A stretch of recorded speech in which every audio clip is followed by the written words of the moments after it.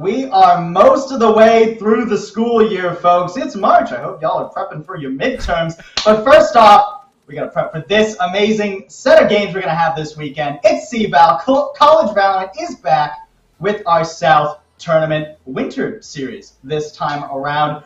It's honestly been crazy. It's been crazy off cameras, guys, and I can only imagine the two games we're going to get this weekend will live up to that excitement. It's myself, Possible, alongside Door, bringing you the action today and tomorrow. It's going to be incredible, too, dude. This is the most competitive we've seen Collegiate Valorant, and we have seen every last bit of Collegiate Valorant since the beginning, you and I. Yeah. The fact that we not only have the most stacked semester, but we've got the most stacked region. You and I were talking about it, like, almost any of our top 6 teams in the South takes top 2 in virtually any other region. Like, the competitiveness in the South is that high in like, last semester, it was like 3-4 teams fighting for it. This semester, we've got 6 teams that really looked like they had what it takes to take it all the way to the end. We've only got 3 teams remaining, and I'll tell you what, one of them is going home today. We're fighting out of the lower bracket here between Blinn and UST. I mean, let's just go ahead and pull up the bracket while we break down how this tournament has shaped out. There was a group stage, tons of teams in that group stage, I believe well over 60 if I'm not mistaken. But then we whittled it down to the top 16 and eventually here the top 3. As Dora was saying, though, this has been an insane bracket. I mean, you look at the upper bracket, you got a 3-map game between TAMU, our runners-up from Fall, and then UST. Then they went down and got a rematch of the Fall Grand Final against Blinn, who, surprisingly, I mean, I guess Blinn just always get knocked out in the quarterfinals. Get knocked out in the lower bracket at this point, right? They love their lower bracket run backs, dude, and they are well on their way to it. Well, let's talk about it. We kind of have 3 categories of teams here, right? We've got some of the older Collegiate Valorant teams before Tier 2 started trickling in like TAMU and UH Premier, and all these teams are coming in, picking up these Tier 2 players and showing us what they can really do. You've got University of St. Thomas and Blinn kind of each in that category, but this semester, we've got even more Tier 2 players coming in to join Collegiate. And thus, a team of the caliber of Oklahoma Christian University is born, and they have come this semester and shown everybody the ropes. You look at the score lines, and they have dominated most every team. University of St. Thomas put up a good match, which tells you that a good finals is still on the horizon. But the level of play just keeps skyrocketing every single semester, Paul. I mean, just look at the eliminated teams, right? We got UH Premier, who like all of last school year were the 3rd best team in collegiate. We got TAMU, our runners-up from Fall. And then in 4th place, Ottawa Braves. You might not be familiar with the team's name, but you'd be familiar with the players, specifically Android. The ex-NRG and Box player made his way onto the Ottawa Braves this semester. And that's our 4th place team. That's who didn't qualify. It's insane in the South. Yeah. And let's get into our lower bracket here because Blinn, come on, guys. You gotta make our hearts bounce again. 2 semesters in a row going all the way through the lower bracket. This time it's gonna be pretty difficult though. They're up against UST here. Yeah, UST are no easy fight. You could argue that Blinn's team has been around just that little bit longer, right? They have that more time to kind of gel together. They've also picked up 2 new players this semester that I think super helped their team. Last semester, they had the problem of having 3 smokes players on their team. This semester, they still have the exact same problem, but the 2 other players than their smokes are a little bit more solidified in their role in picking up Say and Teague, and I think that's really rounded them out, and you can see them playing super well together. Last semester is sort of like, okay, we've got 5 good players, and we're throwing them in a server together, and they're definitely putting out results, but now it feels like they're really dialing in, right? The shot calling is getting better, the strats are getting better, the way they're playing is getting better, and University of St. Thomas is now the team that has a lot of firepower that has to go up against that. Yeah, absolutely. And I mean, UST, I feel like we can't undersell this team. Sure, we didn't get a chance to talk about them much in Fall because they had an unfortunate forfeit due to some scheduling. And then in the 4th place match, right? The 3rd, 4th place match, they got knocked out by guess who? Blinn Blue. So this is a grudge match for UST. But in other tournaments, in Red Bull, they got 2nd nationally.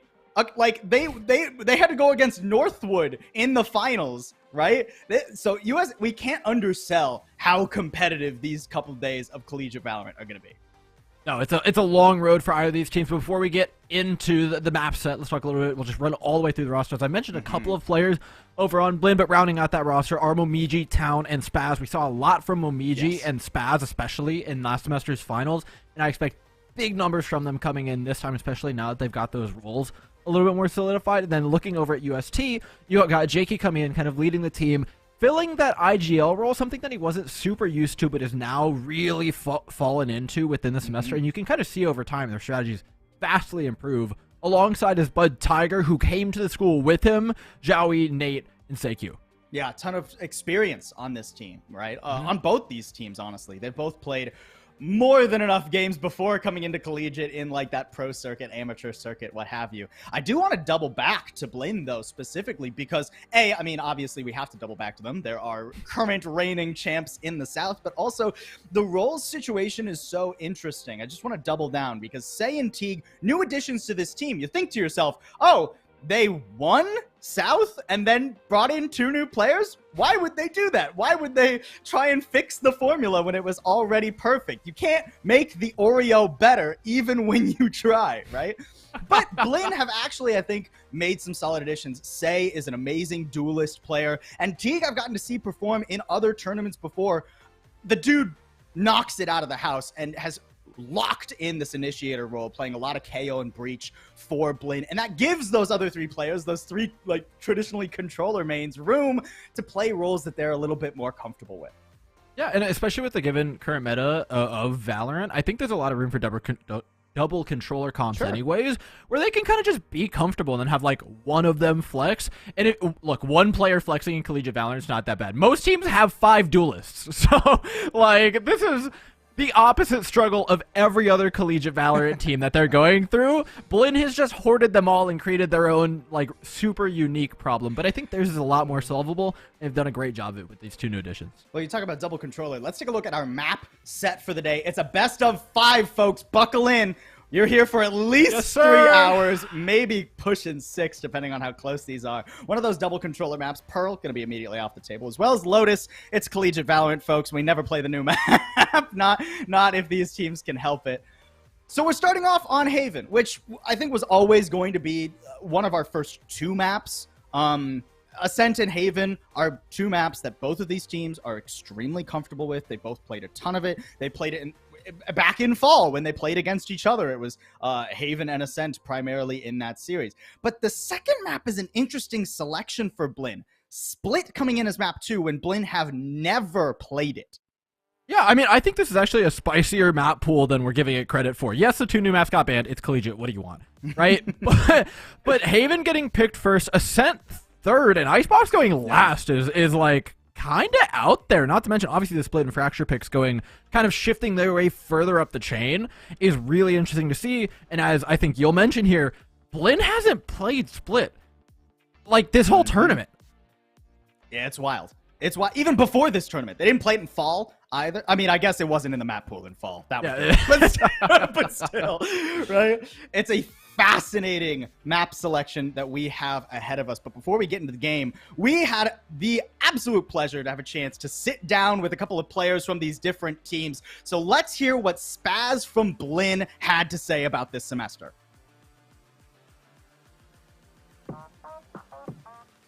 This is more lopsided than that. Spaz, don't you dare. Don't you dare deny TAMU. So I was still in my senior year of high school, and like during that time, I was on a team called Linny Time, and we had like pretty good results at the start. So he told me he just started asking up a bunch of random tier 2 players all around, and fortunately I was one of them. I did have other offers, yeah, but I'm originally from Houston, so like the location of Blinn is in College Station, so that's like an hour down the road basically. So I'm very close to family, and that's kind of what kept me here.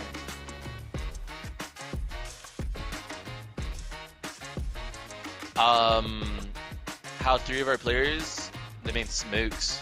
Like me, I'm one of the smokes players, but I'd say right now as a player, I'm pretty like adaptable to like anything, so I kind of just fill in the gaps and I let everyone else play whatever they want. At the start, it was really hard to determine like which roles everyone would be playing and like who's claimed like the leader.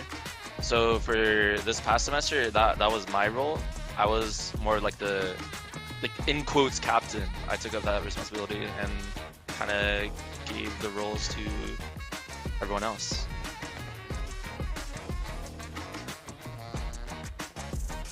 What I actually think is funny we still have our 3 Swigs players actually, but we added Teague and Bruce or Say. Teague was my old teammate on Linny Time. We'll give you a little insight into our future. I've like stepped down a bit and like the more like leading calling role, and Teague has kind of picked that up, but we kind of like bounce back and forth a bit. So I'd say he helps a lot in that aspect. Say on the other hand is we actually didn't have a duelist player, so he is our newfound duelist player that we definitely needed. So I think we can see some big things come out from both of them. But yeah, that's the team I'm most looking forward to as well, facing Northwood this year. I definitely want to take that crown from them. As they cement themselves as our top Texas team. I swear to God, y'all better not be doubting us. We'll show you what's up.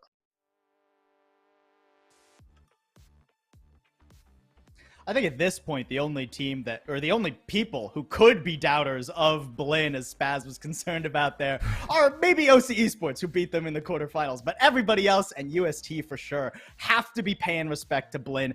I mean, they were the winners of Fall Door. Yeah, I mean, they got their spot for a reason, and I think they're realizing, like, that spot's not free. Holding on to it, especially this semester when everyone's improving, is not free. Bringing on the 2 new players is pretty evident of that, but I think in just talking to the players and getting the chance to interview him and Jake, and just getting the opportunity with Teeny as well to talk to them about just what Collegiate Valorant is doing. A lot of these tier 2 players, tier 3 players came in and they're like, oh yeah, I'll be able to like show up and like have some pretty good performances, but you realize that only the top 2 teams qualify, you know? Like, there's not that many spots to actually get in. You can't just be like, oh, show up and I'm gonna be good because of the 2-2. You need to show up and be the best, Paul, and that is a very, very small crowd. And we know Blinn's not going to be phoning it in just because they've already qualified for nationals. Last semester, I think it was their director of esports I talked to, and he said they're not content with victory. They demand perfection. We begin on Haven here, and at Agent Select we go. And this is more or less what we expected from these 2 teams. Now, it is worth noting the last few times Blinn have played Haven, it's been very different comps, but this is the second time in a row for this composition, so it seems they finally found one they like. Mirror comps at that for our first map of the day. I mean, that's saying something, though. Blinn last semester as well took a long time to dial in their compositions. They were playing everything under the sun, and inconsistency was kind of a big problem for them with regards to that. But having a comp locked in, as well as having players that, again, we are looking at Say and Teague to be big difference makers in this team, not just in terms of fragging, right? They might end up one way or another, but we need to see them coordinating effectively with the team to entry onto those sites. That's the big leverage that I think they're going to be giving themselves. But starting out on the defending side, it's going to be a little bit more passive. I see that timer's paused. I see it's paused. I think we got a little tech oopsie as we got the players actually into the server here, but no worries, folks. The game will be starting lickety split. And it does give us a chance to talk, especially considering that Say and Teague are the 2 new members and also the Jet and Breach player, right? Especially on a map like Haven, where you need to be taking space, you need to be controlling vast sectors of the map. Your Jet is the tip of the spear, and then Breach is like the rest of the spear. He's the handle for that. So these 2 need to be working together. Need to see that immediate synergy.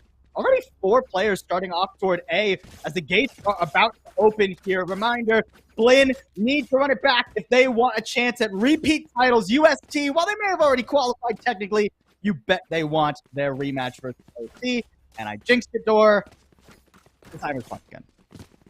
That's all right. It's Collegiate Valorant. It's kind of to be expected. Time is an illusion for these players. That being said, we could talk a little bit more about what's being tested here, because last semester it was a lot of calling being done specifically by Spaz. Sure. But now with Teague on the team, apparently they're going a lot more back and forth on that IGL role, kind of sharing it.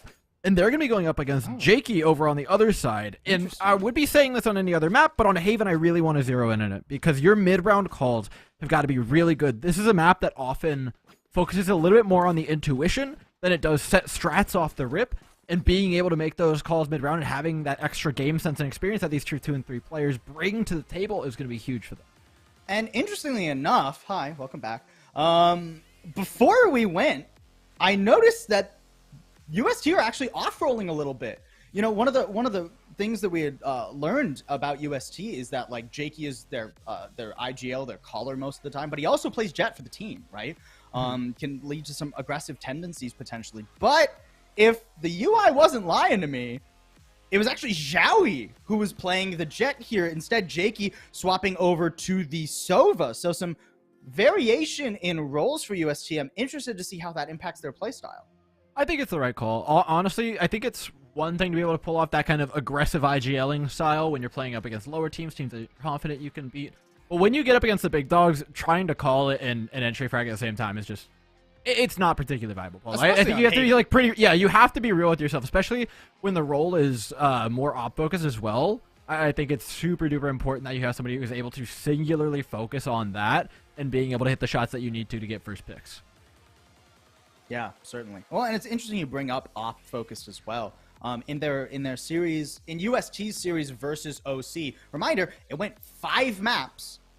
Jakey, despite mostly playing the Jet during that series, actually only picked up the op maybe once. There's 2 op kills registered over that entire series for Jakey. So maybe not so much an opping Jet. Maybe that, you know, comes into the IGL duties that he was picking up for this team. And that's like, imagine trying to like sit there, scope down, and you're just like looking up at your mini map, like not looking at the angle you're supposed to. Like you need the full attention on your operator on the aim, especially when it comes to Haven, which is again why I love it so much as a first map. I think you can tell like the true identity of a team when you watch Haven. It's one thing on other maps where it's sort of set strats, when there's things that people are breaking down, when you have set plays more so coming into the books. I think you can tell a lot about IGLs when they have that level of preparation on other maps.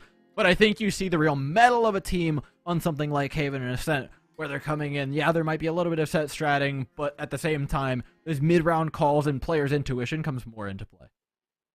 Absolutely here, absolutely. I think now's a good time. I think while we have just a second here to breathe, you know, calm ourselves down before we get into the lower bracket. Reminder, while there are stakes to this series, primarily quite a bit of a chunk of change between third and then second to first if either of these teams manage to beat OC waiting in the finals.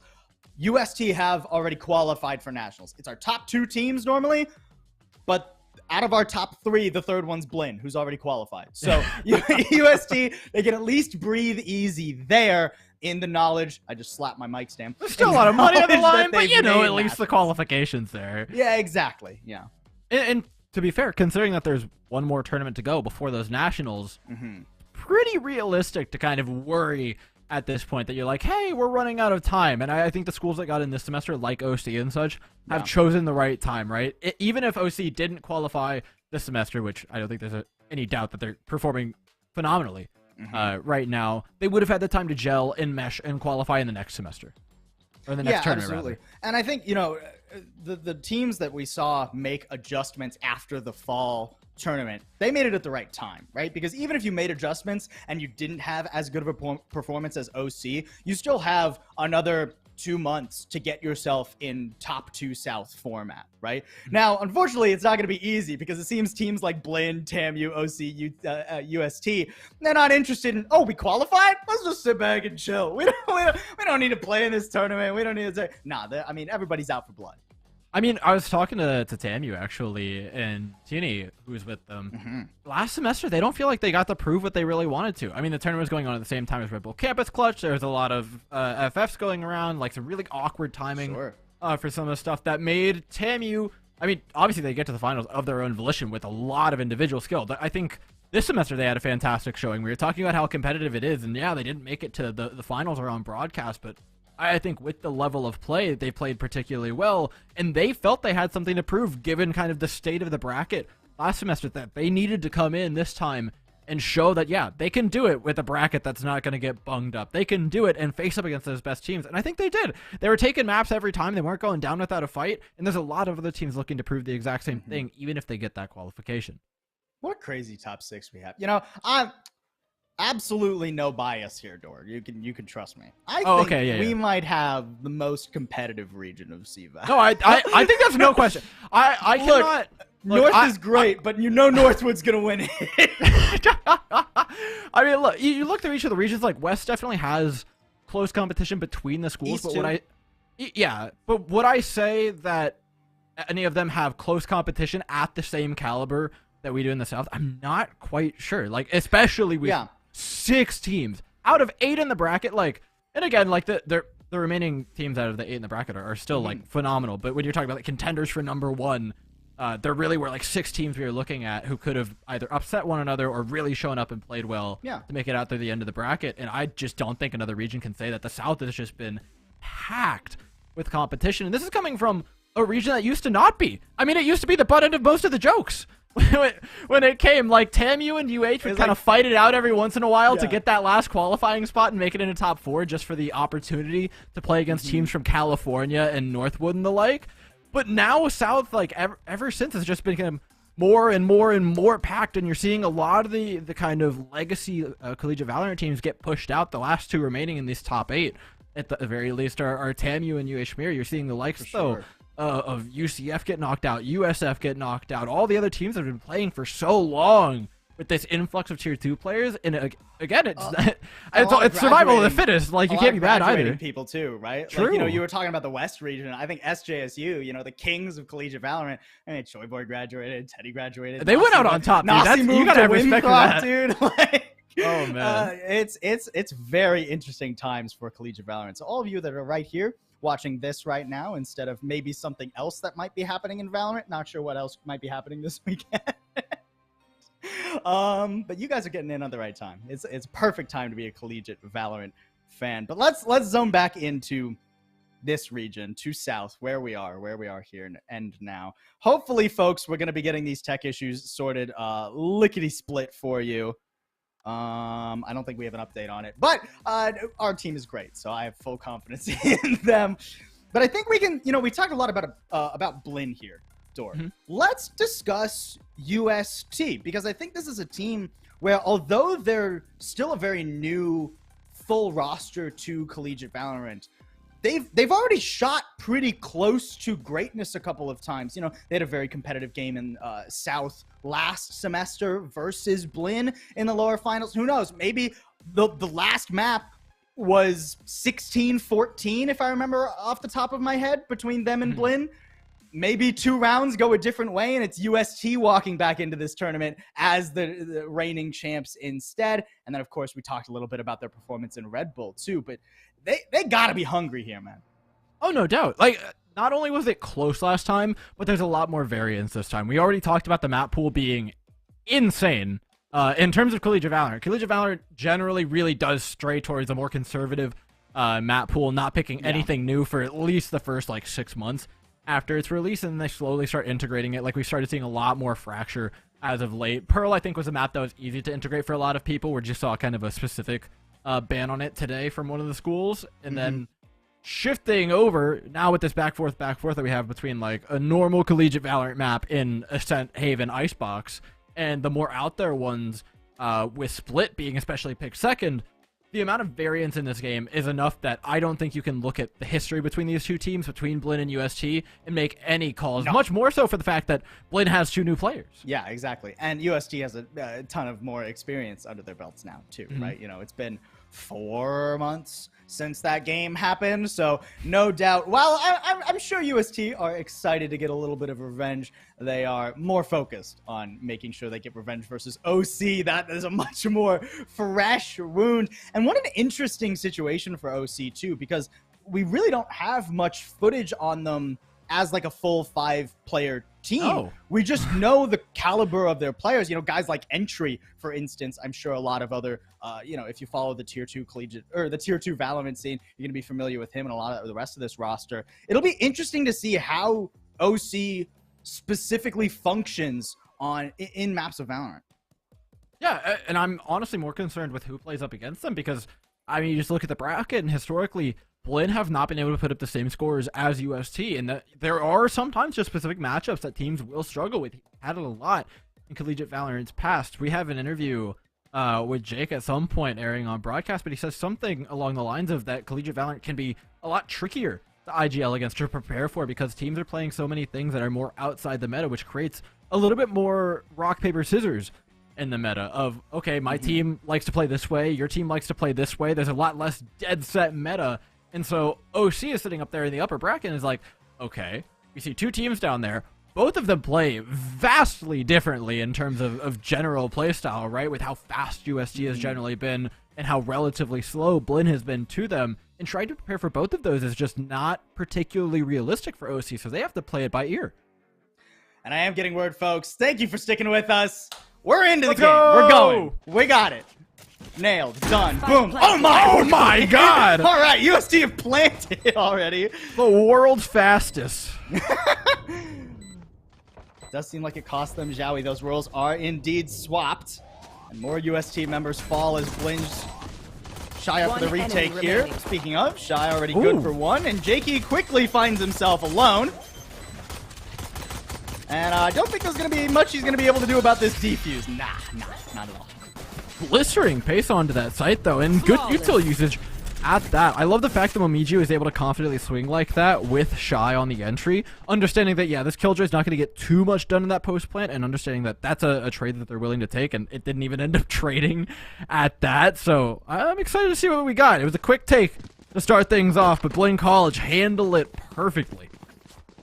And, you know, we brought up in the break, or not break, but while we were waiting for tech, Jakey normally plays the Jet here. So even though these roles have swapped, most Jet IGLs do end up playing pretty aggressively. So, you know, you can take the Jet player off of Jet, but you can't take the Jet tendencies out of them. So no surprise that we're still getting some pretty fast rounds. Already so much mid control for UST in this second round. It's that B gamble off for it, but this is just not going to go well for them. I would gamble. It's already surrounded by 4 players, each with superior weaponry. Nate's lucky enough to trade one back. Maybe they can pull 2 here, but nah, Momiji's got no problem cleaning it up. Clean second round there for Blinn. I think not flinching at those B rounds is something that not only have they learned now, but in their various bouts up against TAMU, I'm sure they've gotten very adjusted to it. we saw it last semester, dude. Those finals were littered with TAMU beat. Most teams are like, yeah, we do it like 2, maybe 3 times. That no, TAMU just throws it out 6 times, and Blinn's gotten very used to that. Key. It is a good button on the keyboard. One of my faves, honestly.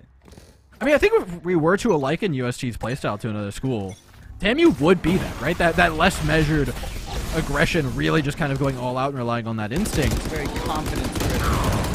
Is that confidence misplaced, though? Already 2 down for UST. On their gun round as well, they're getting blasted on this attempted A control. I love Blinn reading that beautifully. There were 4 players at the ready for UST over there. Yeah, Momiji with the mid control, all the util on C. There is still full map control for Blinn College, despite having lost town. No shot are they getting in here. Yeah, and only Sake can try. HP for Sake. I mean, Take flight. good luck. Yeah, he's gonna get spotted too. I mean, there's nothing to do here but die a little slower, I suppose. Nobody can really push out long because they don't really have the same weaponry, or at least they do now. It looks like Teague's actually picked one up, so we've got some distance to work with. Getting pushed up, taking some of the util out of the UST player. But let's talk about what this means for UST in general, because this is about as ugly as starts get. Yeah, not great, considering especially that this is UST's map pick. Their attack has not gotten off at all how they would hope for. I wonder if Sake is actually just going to try and save this rifle. No, it seems like he is, in fact, going for it. He's just baiting, hoping that Blinn would fall for the rotate and he could at least get a spike down for the opposite has happened. Yeah, Blinn has dug their heels into the A site. And can they? Not letting in Sake. They should be able to grab weapons as well. This is going to be 3 Vandals carried out. So not only is it a bonus win, 2 Vandals, okay. Not only is it a bonus win, but they're coming out of it with effective cash gained off the back of picking up that weaponry. It would be one thing if you won your bonus with maybe 1 weapon being taken out of the enemy's hands, but 3 is an economic boost that you're going to be feeling for generations if you're UST. And this is where I'd like to see UST like slow down a bit. You know, you've lost the first 3 rounds. You're on an eco. Gather some info. Figure out where Blinn are liking to set up their utility and their players. Right. I feel like there hasn't been much of that sort of IGL game that we talk about a lot. It's been a lot of that confidence-driven gameplay thus far from UST. And they're still going, man. Oh my! Oopsies. That was a lot. Joinho gets caught in what can only be described as complete chaos. More util being thrown out here, and Garage understanding just how important it is to this round. 2 players stacked up, ready to defend it. The Jet over in mid as well, ready to rotate at any point in time. UST having not been fully committed to this, though. Waiting for the right opportunity. What util do they really have left to break in here, though? The breach is all out. Oh, and a nice shot there from Jakey. One more flash from Teague thrown into the mix, so that will at least keep UST out of Garage momentarily. Blinn doesn't know that, though. They don't really have a good angle to see An op watching B. You could overwhelm this op in theory if you went fast enough. Is isolated. Nice work from Nate. That'll at least get a plant down for UST in this round. Yeah, the fact that... Maybe even more. Oh my. Okay, Spaz now with a Hunter's Fury trying to cleave through. One pick is good, and I believe he got a tag on Jakey too. This is still winnable for Blinn, even though they've put themselves in a rather tricky spot. They've given up that weapon advantage, though. I think dashing towards the back of site as opposed to dashing off site by Shy was the big misstep there, allowing him to get chased down, like you said. Jakey looking to push the advantage. Looks at timing spray! Spaz for 2! The operator shoots through the box, but he can't clean it up! They walk all one by one to their deaths at the hand of Spaz! Oh man, the health bars there is the brutal thing, right? Like UST even play that properly technically. You had the low health player with low gun, right? Taking that first contact. It was Jakey swinging first and then Tiger in for cleanup, but did they need to push it out? But Spaz pushed just a step further. If Spaz holds his ground there, I actually think he loses that gunfight, right? Because his aim doesn't end up spraying in the same direction. The transfer is more difficult to land perfectly. But the timing is perfect, and now, I mean, another gun round for UST at least. They've kept Blinn's economy a little bit in check with how much they were able to get done in that round, but not the start they were hoping for. More Garage pressure. This time, though, with weaponry to back it up for UST. They're going to more handily take control of this. Now see if they can handle it over into a site take. A lot of pressure over here, though. 4 players stacked up for Blinn College. UST, I don't think they know what they're in for. Really nice stuns coming out from Teague, too. That splits up UST and slows them down.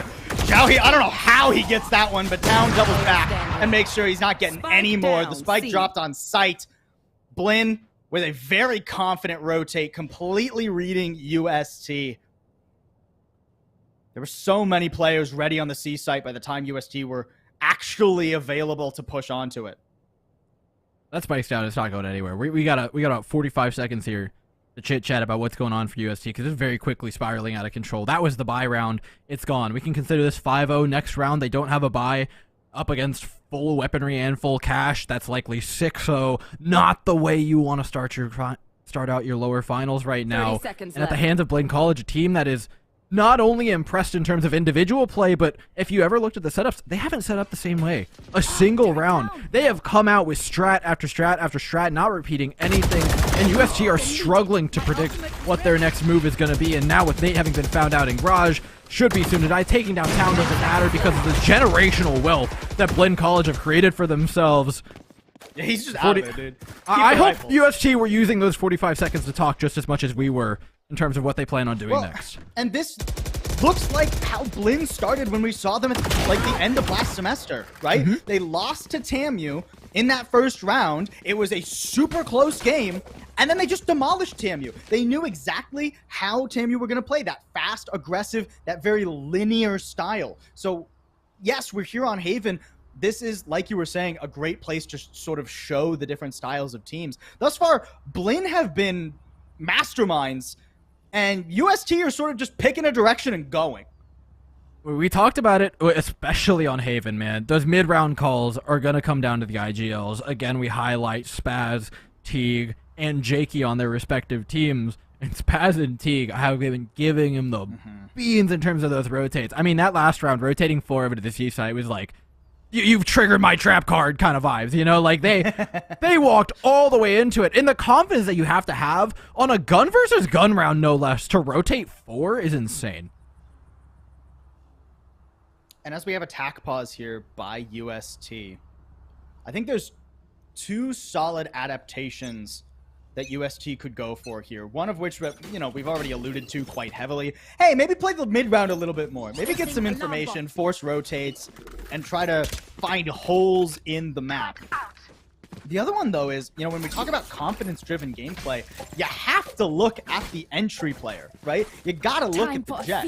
And this is Jowie picking up the Jet that Jakey normally plays, so I'm not entirely certain what his level of confidence was. He certainly looked nervous when he was taking that fight against Town on C last round. This is looking a little bit better now. There we go. Yeah, go get him! Go get him! Yeah! Oh, okay. Oh, well. I don't think you should talk anymore, Paul.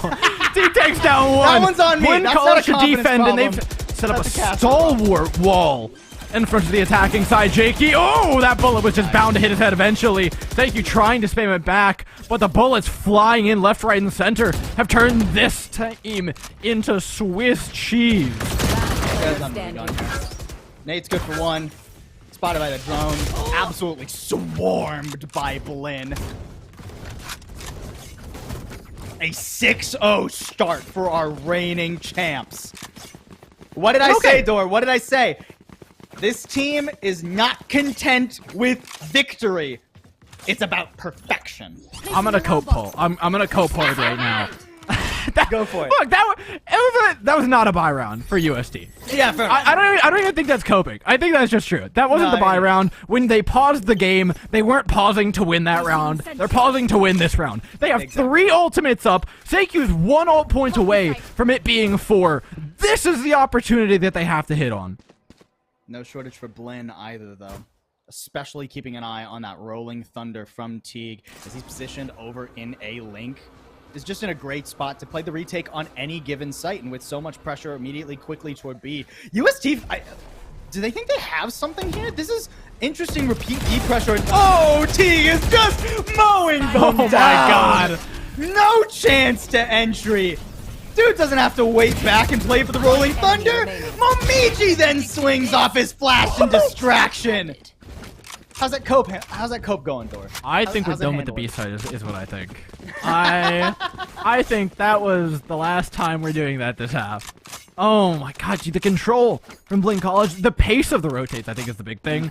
Not only is it fast, it's confident, but it's also perfectly measured up against UST. There are other teams that could apply that pressure in mid and then exploit those quick rotates, but Blinn College did their homework. As good college students do. They studied up on UST. They understand that fast, aggressive Jedi GLing playstyle that you've highlighted is going to come in, and they're making their rotates just as fast to match that, and it's paid dividends, man. They've got UST read like a book, and Shy is just writing another line in it. And I mean, we're going into our 8th round here. In none of these rounds on the attacking side thus far have UST bothered to prod one section of the map and then try to head elsewhere. That's a nice little pick from Jowney, who will be able to get away after it too. Refresh the Blade Storm. Jakey with a nice timing, but couldn't quite find Teague's head.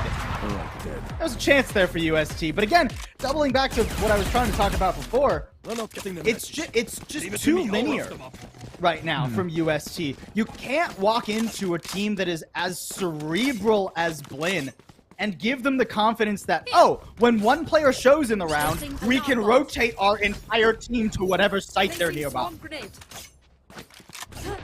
Yeah, I mean, especially considering last round didn't have the weaponry this round. I'm thinking the exact same thing.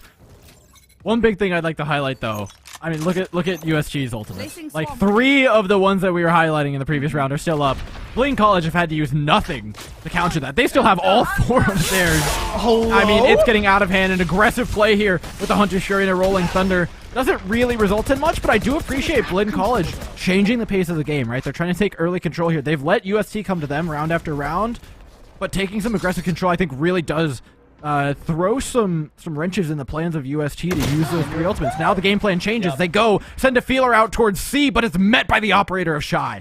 That's just perfect map control, right? You invest 2 ults to take complete control of A. There's no way you're gonna fight into Teague in town there, so you have to go to C. You have to try and fight the op.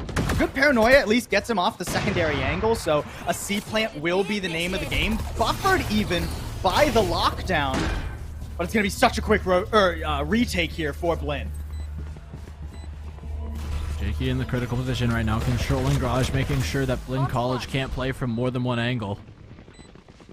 Detained is Jakey in the same exact corner. Yeah, no, good is dead.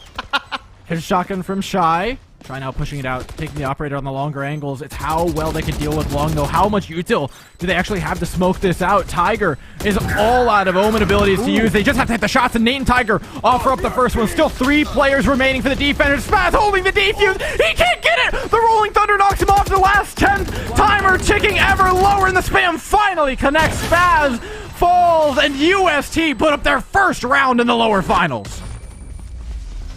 Only took 2/3 of their attacking half for them to get something. Oh, don't take it away from him, Paul. Look, Here. I'm just being a little saucy. In all honesty, though, it is a good round from UST. I got nervous when they got pushed into the operator of Shy, but that paranoia from Tiger was absolute money. And then the decision-making to just use the lockdown as a buffer, make sure we can go back and play the post-plant down C long. It's a little bit risky to, you know, have everyone on your team play that longer post-plant, but at the end of the day, it works out for UST. Trying to get this A pressure again, but Blinn are relentless. There's no way you're getting this for free. I mean, let's think about the real difference. Yeah, ultimates were used last round, but the real difference was that Blinn College played aggressively earlier. We're back to what was giving USC problems, where Blinn is just resting on their laurels, holding their sights and holding their off angles, and making it extremely difficult for USC to move forward. But they do look slightly more measured in said aggression, putting feelers out towards Garage, but they should readily gain control of. B site held by nothing but an alarm bot, but I don't think you need more than that. I think you've scared USC off of the B site for now. I would hope so, but also things haven't gone great toward A. Not very much info toward Oh, you're C. 8-1. They don't go well anywhere, Paul. Yeah, that's fair, I guess. And there is actually a small gap in the map right now in terms of what's being watched. Oh, yeah. That pressure in Garage has pulled Shy's vision to the Garage connector. So C-Long is free and clear to pop out of. We'll see how free and clear it is here in a second. Should have smoke to keep Shy away. Shy no peeks at the right time. It is a miracle that shot didn't connect. Throws the smokes out. Headshot by Zhaoui running through that smoke. Oh, Momiji returns the favor, though, to retake space. Everybody's worried about him popping up, but half the site is controlled by either side. No spray control for T. Can't hit that transfer. Puts the backside still being held by Momiji, who pressed ever valiantly through the smokes earlier. The plant not to be denied is being put down. Spaz dashing forward to put a stop to things. No time, and all he has to do is sit there and reap what he hath sown moments before. One final shot on a stay Q will be the nail in the coffin for UST. What a hero play from Momiji when he checks. That was sick. Zhaoui in the face, runs him down. That's the only back site control that UST had. You can't plant C if you don't have half of the site. So they wait, they rest, they go, oh, we've got to flush Momiji out somehow. That's where all the utility goes to, is just dumped into that back corner. And Blinn, even though they run out one at a time, I was a little bit nervous about how they were swinging. It works out so well. It gives time for Spaz to get that long rotate and deny the plant. Phenomenal job here from Blinn thus far. Already up to 9, and with 3 players on A, a light buy from UST. Double digits is pretty likely. I mean, it's going to take a lot. Let's not write UST out yet. These closer angles are better for the lower economy that they're working with, and that's why. Nate connects a shot on a Shy who can't hit the quick fast enough, picks up the operator. I'm not sure if that was auto-equip. I hope it's not auto-equip at this level, but he switched to it a little too fast. It's ran down the backside, now taking control of by USC. That weaponry does look pretty good for them now as they've all upgraded. And both players are on the flank here. Oh, the Jakey's so important. Only Momiji spotted as well. Still one coming down long, but now, I mean, with the smoke back there and a little bit more map control, UST actually pushing into the defender spawn. They have planted in a place where they can wrap up to heaven, too. Should they choose to do so? Does the time work out that way, though? Tiger already down. It's a 1v1 between Momiji and Zhaoui. Oh, it's tough. He's in the smoke. I mean, the spray could easily come from above and just shut down any chance of this. He knows he's got to wait, but Zhaoui drops! You have to. It was cast too many times. It got not enough once. information. Just spray it, man.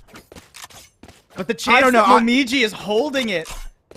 But I think the spray's so free from above, like you can't miss. To use our creds and abilities. I feel like you can. Either way, if you get swung out of smoke, it's awkward. It's tough. Make. It is, and especially under the pressure that UST are under right now. I can't say that I would have hit the shot. That's for sure. But you know what? Who I've got to give a lot of credit to right now, dude. Top of the lobby, top of the leaderboards. Momiji's having a nutcase game. 14-4, but I mean, when you say impact frag, I think that's taking it lightly with a lot of what he's done. Being the spearhead of not only rounds, but retakes, which is a far less easier occupation. UST back to their old ways. Trying to go for the hard hit on C here. I mean, Teak should be dead in this corner. Surely someone gets him. Nobody's even looking, though, especially as Jowney goes down. It's a bloodbath, but one that at least Tiger will walk away from. And a plant is possible in this 2v2. We learned the lessons from last time. Get that spike down pretty quick with this take. What is the post-plant position, though? It seems like UST are taking a really long time to decide what they want to do, and they both hole up in garage. But with the wider spike plant angle that they went for, it actually should be pretty decent for them. Timing here is everything.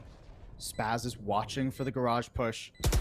One enemy remaining. He doesn't win the fight, though. Swing. Both of them blitz out on top of him, and now it's all on Shy. Ooh. Covers Phantom. Rifle in hand at least, and that's some quick pace. Could easily bait for the half here. That's good for the first. The spray that can't quite find Jakey's head. Enough health to at least pull UST to a second round. But quite a tall task on their defense is upcoming. I actually think if Jakey doesn't connect that shock dart, he's probably dead. That shock dart that kind of set it up when the first tap came in really made sure that 1v2 wasn't possible. The second round up on the board for UST, doubling their previous setup going into the second half. Do things get better, Paul? Do we think this team has a defensive side in them? I think with the aggressive calling, Haven can be a really good map to have that on for the defending side. But up against the likes of Blinn, who just look unbeatable right now, it's a tough ask. At least they don't have to fight against the economy anymore. That's definitely the bright side. Yeah, let's see how the pistol goes though, because that economy can quickly become a problem again. Blinn with just running it through the middle of the map. All right, B's free. Cool. They do have to be pretty careful. There is a turret watching for this push that UST is going for. Ooh, and they're wrapping into A Link. This is an interesting plant, and I think this is going to go really well, especially if Momiji can do anything to hold off these flankers from UST. I thought they were going to pull an A through B, but no, all setting up as if it were mid. Out in connector. Not too many angles to work with, but the one-player backside is really the tricky person to deal with here. Oh, and Momiji gets rid of Jowney. Good stun onto Spaz at least. Gets UST in the door, but with Momiji getting a second one and so much still available. Town looking for a cheeky TP up. They don't see him. They don't hear him. They have no idea. He's the last one standing, though. He'll get rid of the first diffuser. And now just has to mess with Tiger's mind. There he goes, right on top. That's what you were looking for from Zhao Eno last round, or last half, I should say. What a sick play, dude! Oh my, okay. Town TPing with the sound of the breach utility to cover up the TP is insane. That was sick. Because it was already a one-way smoke on the spike, right? So you're not thinking, it's not one of those Omen smokes where it's like, okay, he's obviously TPing into it, right? It's a one-way on top of the spike, and that's what you first think of it. But having it kind of dual purpose, and then using the breach util on top of it, I mean, in just layers to the strats here for Blinn College. A well-deserved pistol round goes their way. And the rest of this map just feels inevitable. UST's map pick, their first map pick. The map where out of the 5 available, UST said, yeah, this is the one we can definitely win. At least it's a little bit bloody, but Nate, yeah, I don't know if you want any of that smoke, buddy. Yeah, get out of there, dude. Oh, okay. Strong start, Jakey. Look at turn around, second headshot, looking for a third, but he falls just short. Blinn College breathe a sigh of relief as they at least have the map control back. 2 versus 2, though, and weaponry having been picked up by UST. We're heading to a site where that weaponry can be pretty decent. Yes, it's stingers, but at this range, they can do work. Momiji's so low. You hardly have to tickle Momiji. Even at long range, a stinger's fine. Spectre even recovered by Zhao Eno. It's all about this first engagement. How much damage can Momiji do? That's a question we've asked so many times, and the turret's not even looking for them. They've wrapped in the one perfect angle that could not have been watched. Turret will have been heard, though, so now Blinn knows. One enemy remaining. Here is so important, and they get carved down already. Map point for Blinn. Match point. It was well played by Shy Momiji, but holy cow, did Jakey make that close. The IGL's been putting up some really nice 2-3K. Same goes for Nate in a lot of situations, but it's just never been enough to carve them out around. Lynn College now at match point here, 12-2 on our first map of the lower bracket finals. Remember, it's win and you're in, lose, and you are outski for each of these teams. And they Just does both not want to start want this. their rematch versus OC Esports. Oh, you bet both they do. These teams got sent to this lower bracket by OC in incredibly close games. Here. But how much can UST do with their economy? Only Jakey with a rifle and no armor to his name. Everybody else piecemealing some weaponry. And Blinn, pretty confident that UST are going to try something spicy here. Just biding their time. This is the calculated play we expect to see from Blinn. I think some of it yet. If I'm Blinn, I'm actually very concerned about C-Long being pushed, so yeah, rightfully having the Omen set up there. Town covering that angle. It's not to be had, so C-Long not being pushed out. So that's what they want.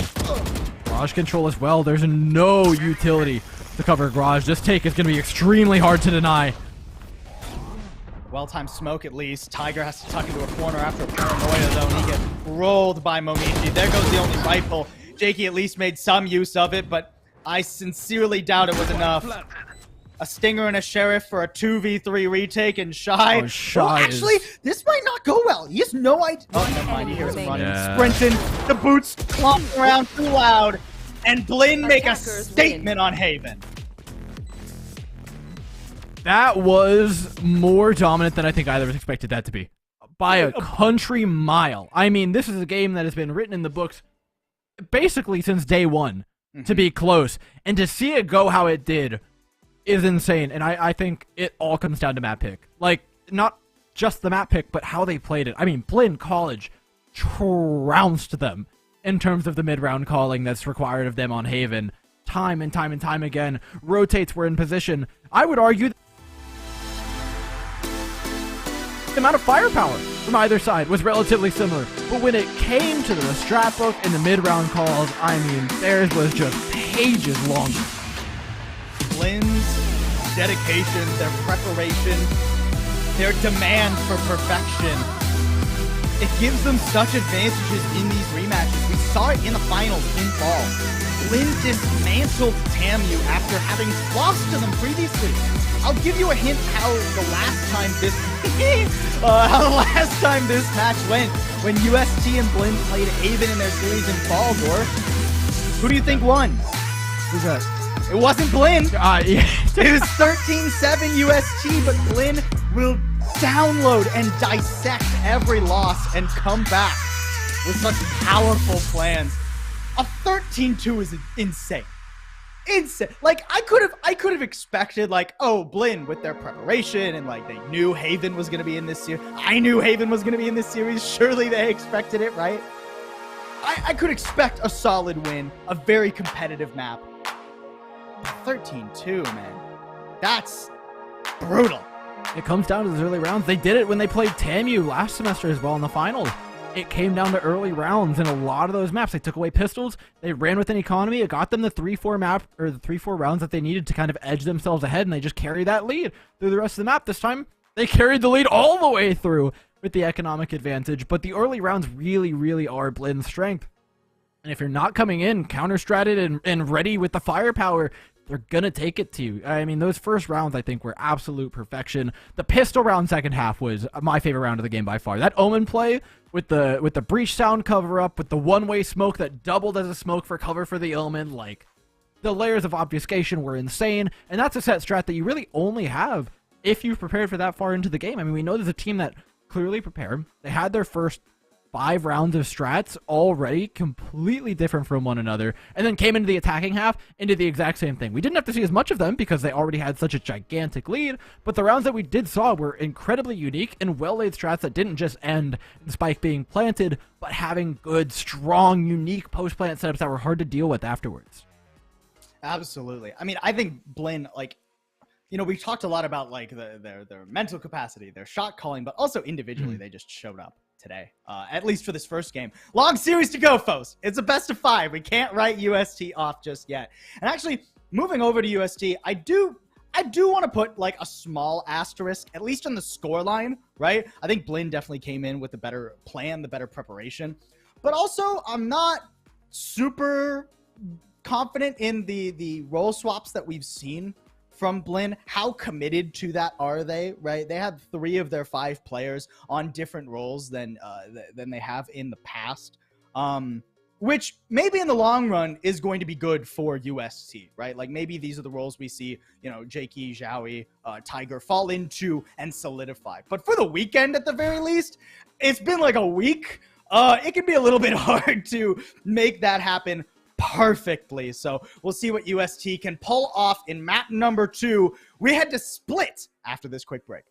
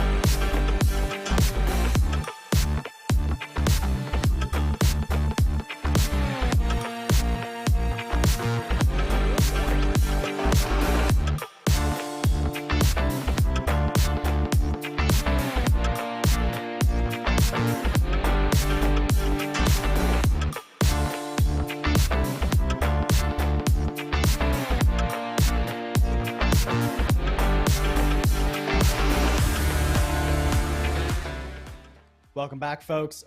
You have missed map 1 if you're just tuned in.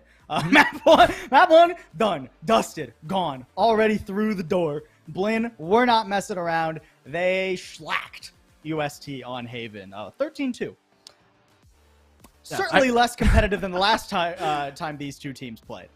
Yeah, I mean, UST took it last time. Blinn came in prepared, though, and it was that level of preparation, and I think the endgame leading that really put them just a notch above. We saw players from UST pop off. Jakey and Nate were having, I would argue, at least mechanically, pretty good games, but it didn't matter in the face of a team that was matching them in terms of mechanics, but was just out-strat calling left, right, and center. Whether it was the set strats, whether it was kind of the intuition calls mid-round, they were just being outplayed. And now we move on to the next map, which is bound to be even more insane, because this map of Split was picked by Blinn, who have not played new Split anywhere on record that we know of, and now have picked it into the team that is undefeated on it in the 2 times that they played it, one of which of the times that they played it was up against OC, who, reminder, are the only people left in the upper bracket. So, like, if that doesn't tell you they're good at Split, nothing will. And then Blinn College saw them and was like, no, we'll take them.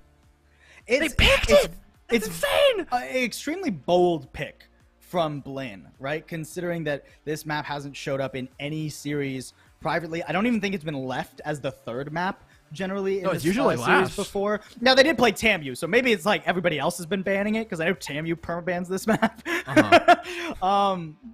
But even then, right, there's no discernible, like, usable footage. So you have to wonder, what is it that Blinn believe that they see as a vulnerability here on this map of Split? Theory crafting, my off-the-wall thing here, Dora. Well, it's not that off-the-wall. Blinn's composition is rather unique. And we talked about their aggressive playstyle on Haven. You know, Jakey, their IGL, is generally their jet player, their entry player. So it's not surprising that this team likes to go quick. And along that vein, their composition on Split, the last 2 times that they have played it, is a double duelist comp. They run both the Rays and the Jets for this map. They go fast, they hit hard. I mean, you expect that to be the case, but up against a team that's likely to run double controller, I mean, it might also just fall flat. Like, that's really difficult. And again, just as much as UST have the experience, they've got the record to show that they're good at this map, the unknown factor in Blinn makes them so much harder to play against right now, especially after you just got spanked in map 1 by counter-stratting that lasted for all of, like, 7 rounds straight, where they just had you read like a book. If you think that Blinn are coming into this map pick unprepared, I mean, you're just like the most naive person on the planet. They're going to be coming into this as prepared, if not more so, than Haven, right? Because they held this as a trump card up their sleeve for so long. Certainly confident from Blinn. I know some other confident guys, though. Let's see what Jakey had to say when we had a chance to sit down with him. The IGL of UST certainly had some words about Blinn and the rest of CVAL.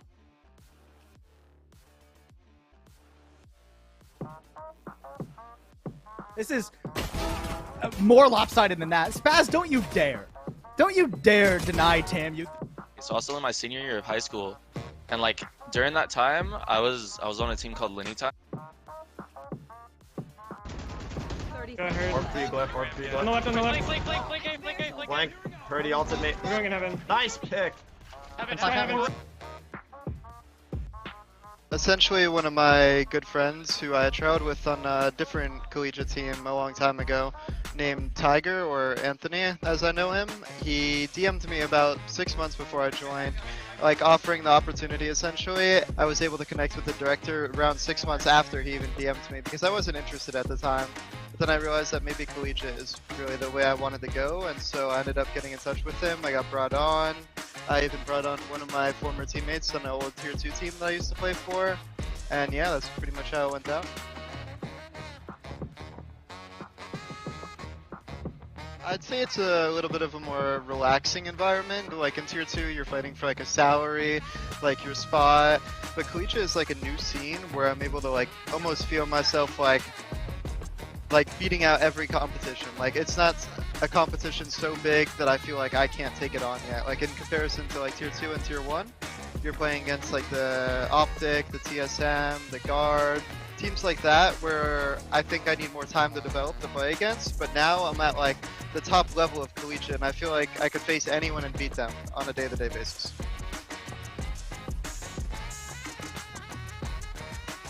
But OC is definitely fun to play against because it's teammates that I've played with in Tier 2. Eli and Glyph in particular are people that we played versus in Tier 2. And Saint and Entry, we had sub for us in the Red Bull Campus Clutch. So I basically knew the way they were going to play.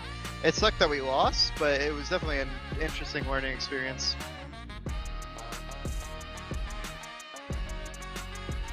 Yeah, a lot of people seem to doubt us, like specifically like the collegiate VAL hub rankings. Like they want to say like, or like the people on the council want to vote, say like we're not going to beat these teams. But I feel like what we showed last weekend wasn't what we can truthfully do, and the practice that we're putting in is going to show this weekend.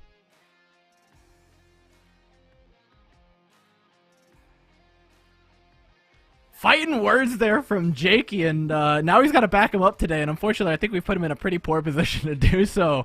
Whoops. But like he said, man, all these Tier 2 players coming in are just nuts, and the level of skills improved a lot, but everyone's got their eyes up on OC. Yeah, I mean, how can you not, right?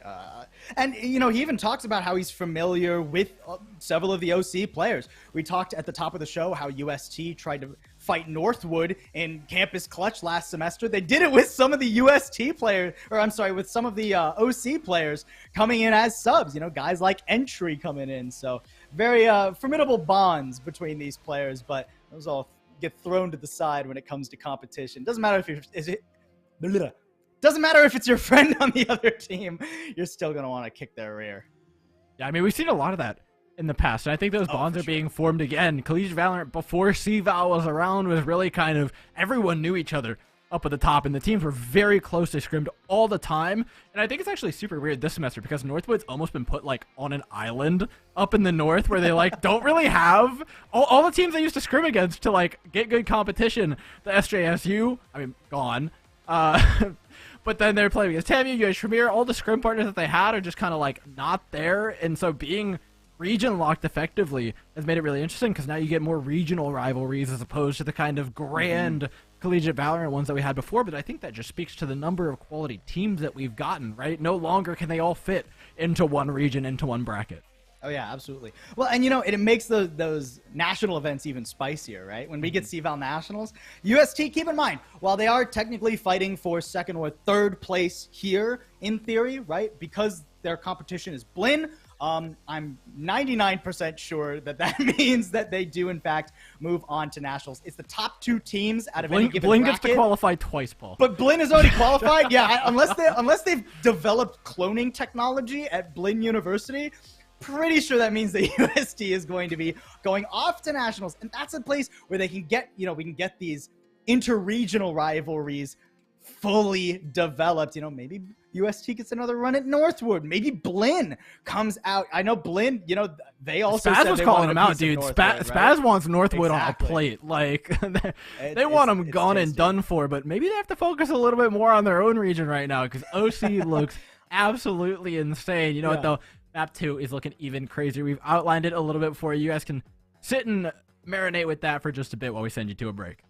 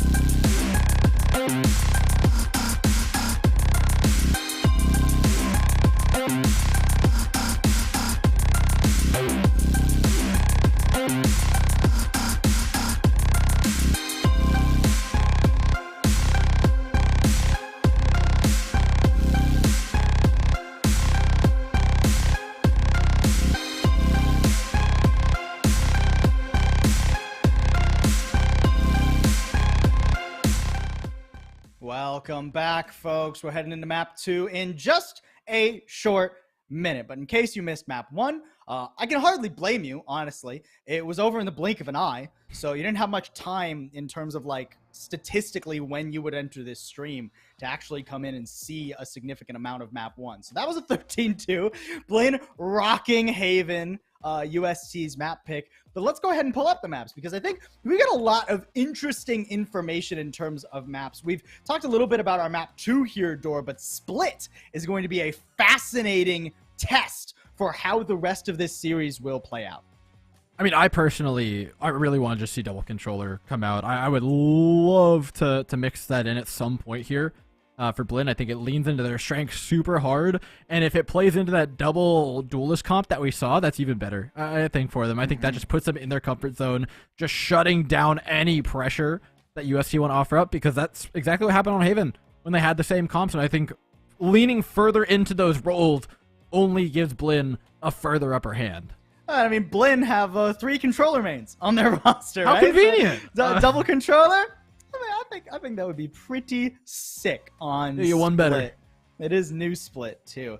Then we move on to Ascent. I'm honestly shocked that Ascent fell to 3rd map in this series. I figured first 2 were going to be Ascent, Haven in that order, as things normally go here in Collegiate Valorant. But Ascent, depending on how Split goes, right, that's either a chance for UST to pick up some momentum. It's their 2nd map pick. It's a map that they're very comfortable on.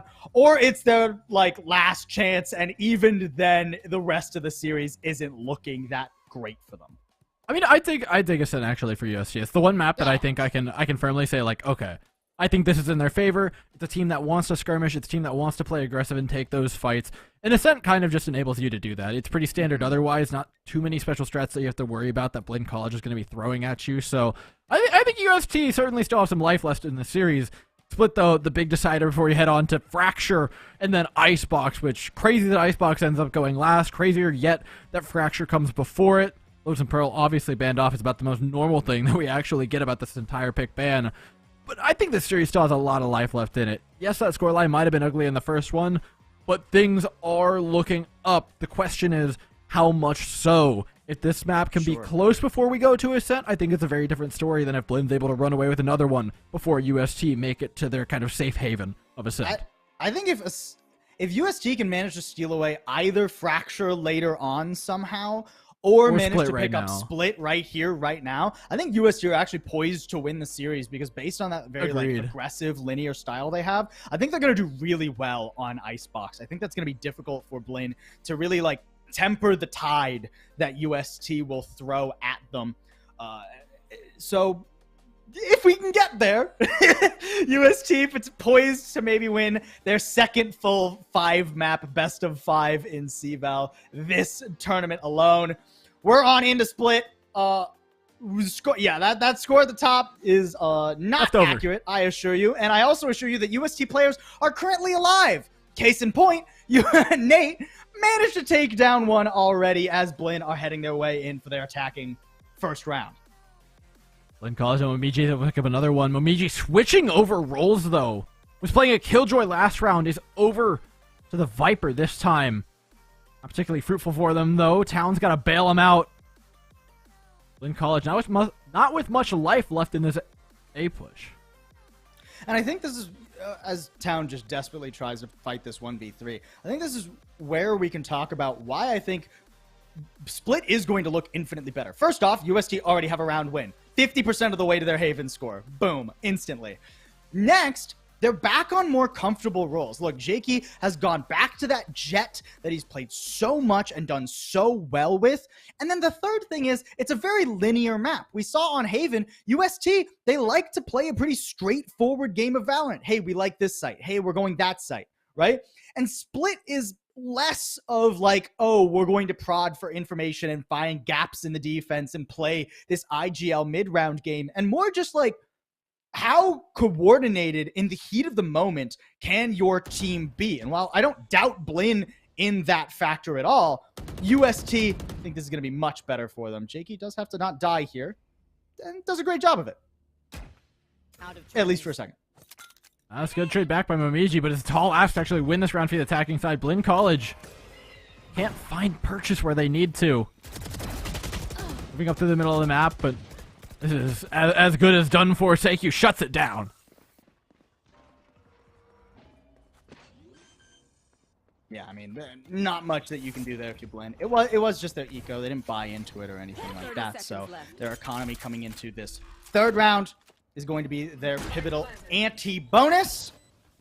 And we'll see what Blinn really have in store. I do like that they are, in fact, running that double controller. We see Blinn with Momiji on the Viper.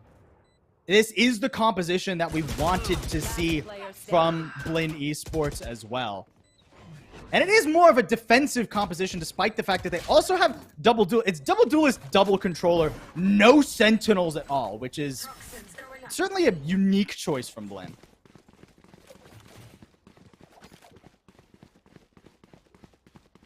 Setup not too complicated. Again, just trying to prod up their mid. Heaven controls what they want to vie for. Pincer in with the Raze and the Jet. Use that double duelist composition to its fullest potential.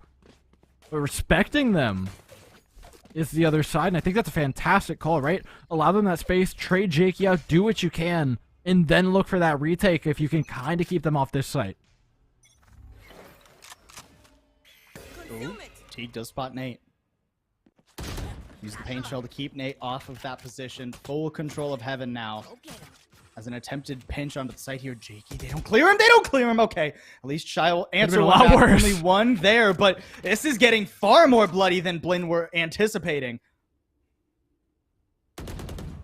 Momiji with the plant, but this is far from set up in terms of their post-plant positions. The best thing they've got going for them is this late lurk, maybe, if they can get there in time.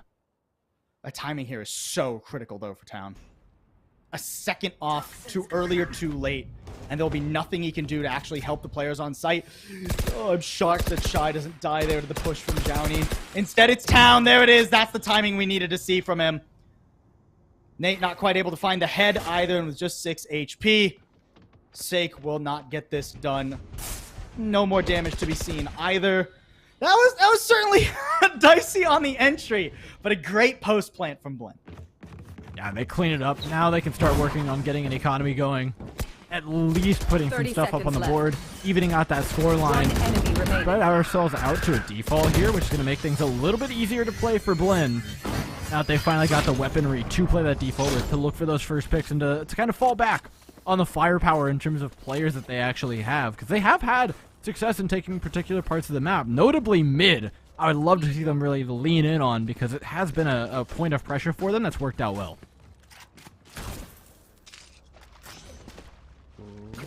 Wow, some aggressive fights there from UST.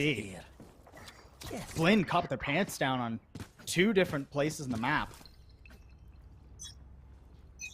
And then just a full retreat. I love that from UST. Hey, we got a little bit out of playing aggressive. Let's not overheat. We don't want to burn ourselves thin here. And with Zhao retreating, using the paint shell to take control back of B Heaven. They're floundering right now. They need Momiji to find a pick off of timing, but such safe positions from UST.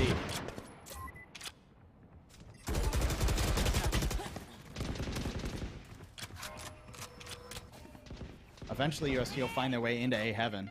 But where do they even go? Down to 45 seconds. They need to make a decision. I mean, you have to go A at this point, but look at all the information being cleared out. UST, they realized there was no aggression for B for so long, and now they've gotten into the middle of the map. With only 35 seconds left, Blinner finally deciding to go to A. But what do they even have here? Nate already good for 1. A reveal onto Momiji makes for the easiest kill of Jakey's career. And Blinner absolutely stuck as they try to head on to A. Spread back out. Give it another run. UST is looking fantastic on this defending side, but what more can they actually get done here? Blinn College have hardly offered up the same level of depth in terms of strategy that we saw over on Haven, so in regards to that, I think UST are certainly boosted in terms of their confidence, but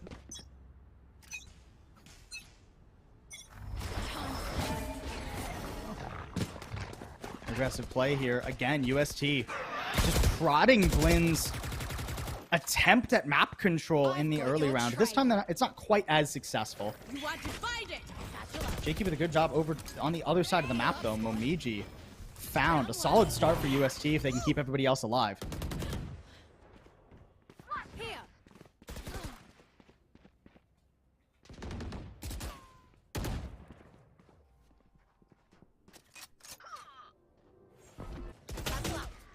All right.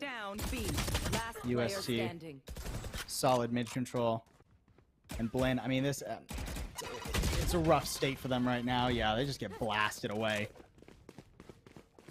Town not even able to control the spike. And he's just getting mowed down. Hunted down, UST. Somebody go for the knife. It'd be funny. Come on. Come on. Yeah, do it! Don't dare them, dude. Don't dare them. They'll do Nate it. ruined it. No fun allowed. A dice there. Blinn College, though, still not really able to get their way all the way onto these sites. I mean, it hasn't even been spike plants for them. UST have just shut them down at every corner.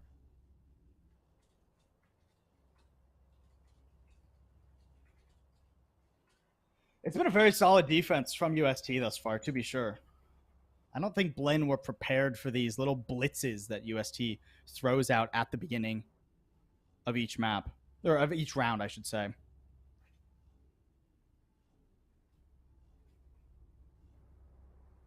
So you dug out early. Doesn't find much of anything. Catches the Towns in that position that they may want to stay with this B stack that they've got set up in Garage. 3 players on defense are going to come crawling out of a corner here. Are UST prepared for this? I don't think so. Sake is hiding here. Can he find a timing? And look, Xiao, doing a great job too. Blinn, they found their way onto the site, but it's not in sync. They can't possibly clear all these angles at the same time. And in a moment, Teague is left all alone. Nate easily dispatches him, and UST up to a massive lead. That's exactly what they need, man. Get that economy going. Keep things quick and early at that. Up against Blinn College, it's so important. I mean, this is a team that comes out of the gates flying, screaming ahead at times. And they're going to be able to maintain exactly that lead. I'm not certain that Blinn College have all that much to work out with, and rightfully so, they'll call a pause. Yeah, I mean, you just need to rethink the entire strategy here from Blinn currently. This slow pace that they are always going for, right? They always go for this pace, is just giving UST so much time to play for these. I talked about how Split is a very linear map, right? So UST, they just have to send 3 players to one of the 3 possible common places Blinn could possibly be starting on, overwhelm and get a solid player advantage. And from there, Blinn don't seem comfortable assailing any of the sites.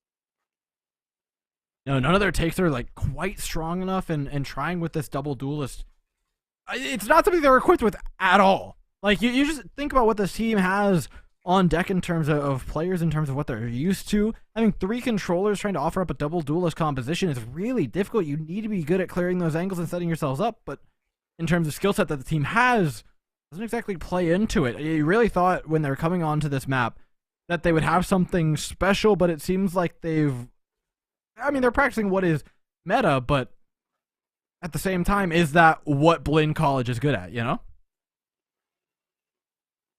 Ooh, that's not good. Well, they're not good at not getting mowed down by Tiger. I can say that much. That's fine. I mean, they took the pause. Boo! Stole the ace. Boo! Boo! Tomato! Throwing tomato. Yeah, it took them a little bit to get things all set up there with the pause, but honestly, even after the pause, it's still not a full buy round, so you're not expecting that to be where it really pays off. This is the round that I'm paying attention to, and I want to see at least at some point a good execute. Blinn College is a team that knows how to play time well, that knows how to play their set strats and their executes particularly well. If I could see them lean into that, I think they definitely can get somewhere. But they're struggling to find the UST players in all of their little corners and off angles.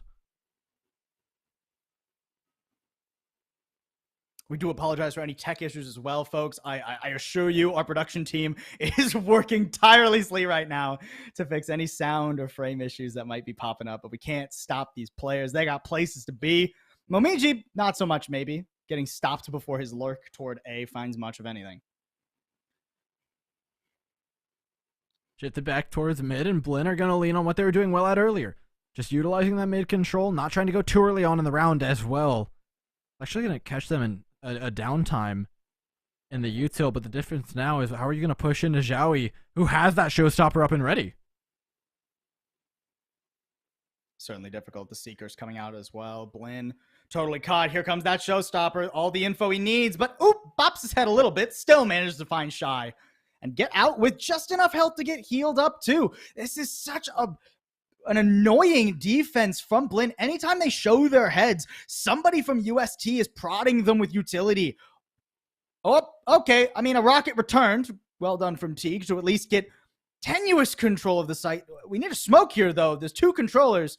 Or Town could just kill him. That might work. Yeah, dropping the Viper's Pit, perfectly reasonable in terms of things that they want to do, just to get rounds up on the board, if nothing else. They need to solidify things. Nate and Jakey coming around the corner, and they are good. That's Heaven control given over, and I'm not sure the post plan is fully set up here for Blinn College. We've got one player looking out in garage, worried about it, but all of the players are stacked up in Heaven. It's just a matter of how they drop. It's still hard to get your feet solidly on the ground in this pit. Teague, Momiji, they're both so low, though. Nate looking for a spot for his cam, but unfortunately the time is not on his side. He can't wait to get eyes on, and Teague carves through them as they drop into the pit. That's what they were looking for. I mean, it took ultimates to get there, trading the showstoppers, throwing at the Viper's Pit. But the hard part was getting on the site. I mean, the post plant, nice and easy. Blinn College post plants, we know to be strong. But getting there has been laborious, to say the least, right? These takes have been extremely slow. They're not trading efficiently. When they lose one player, they kind of all come to a stop. I think if they can find that confidence that they had in map number 1, they're going to be in a good spot. But now going up against the operator of Jakey, things seem only more difficult. Fortunately for them, they have dodged it in going to the A side. A quick take now for the former winners of the first map. Double duelists wasting no time.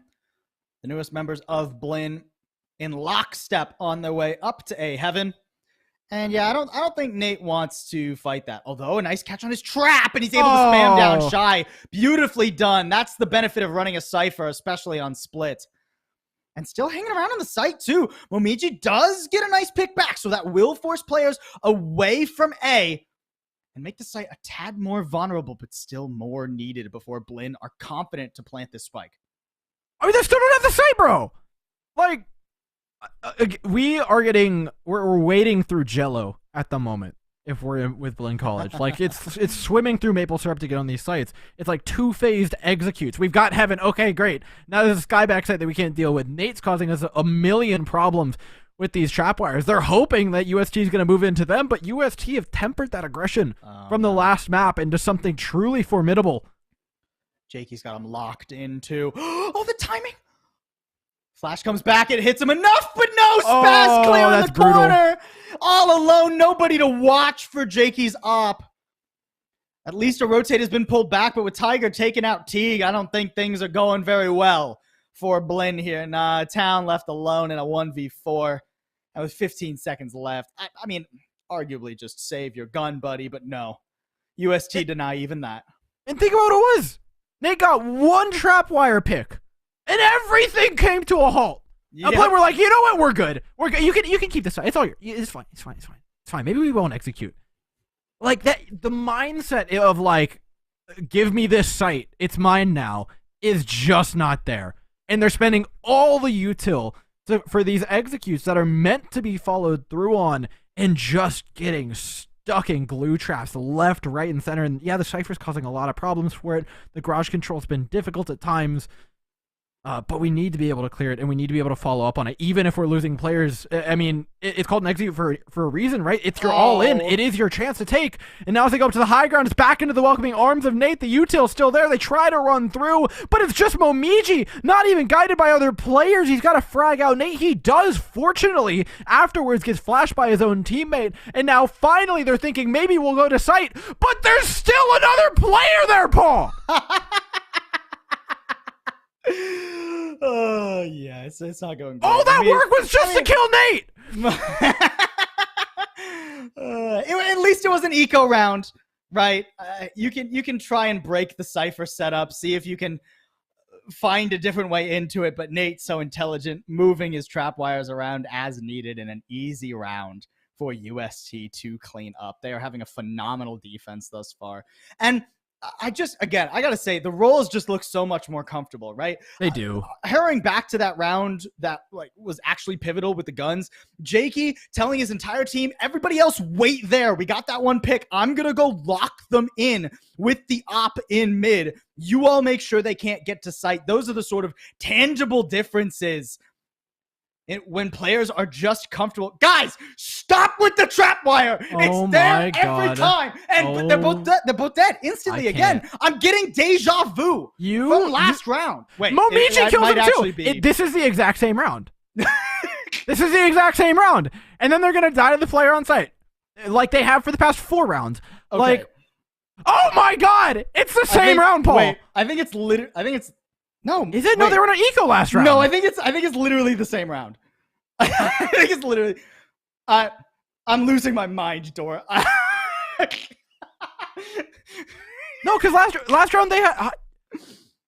That's insane. That is insane. I'm like they're bashing their heads into a brick wall and praying it breaks. I've never had that bad of a feeling of deja vu. I legitimately cannot tell you if that was the same round in like reality or not. It's wild what this my is going brain to. Is goop. Look, if anybody has respect for Blinn College, it's me. Like I was singing this team's praises all of map number 1, so I feel like I have a right to roast them right now for this, because this is borderline inexcusable to lose the rounds in the fashion that they have, dude. I'm in pain. All right. Let's run it back. Certainly the same take. Just don't walk into the trap wire. Not quite perfectly the same. This time Shy is just poking and prodding. Nate does leave that position pretty quickly once there's actual pressure on a ramp, right? And this time with no trapwire, he has to be even more cautious, pulling Tiger over, using the Trailblazer to clear that out. Eventually, it will get the information that ramp is good, though. And once ramp is confirmed good, look, UST are right back where they need to be. Yeah, I mean, it's a straightforward rotate back. They understand what's going on.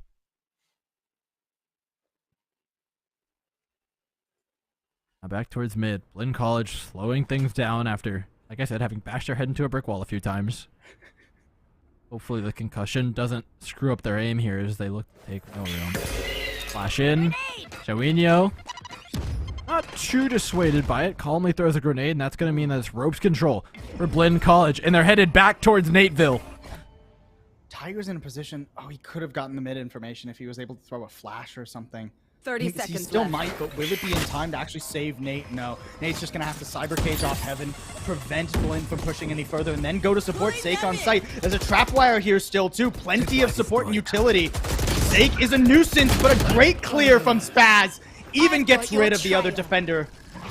Finally, Blinn making dents in the UST defense. Now all they have to do is convert on a 5v3 post plant. Okay, hold on. The self-blind helps, though. UST not in a powerful position to try and get onto this site. They don't have Heaven control. They're just waterfalling out the back.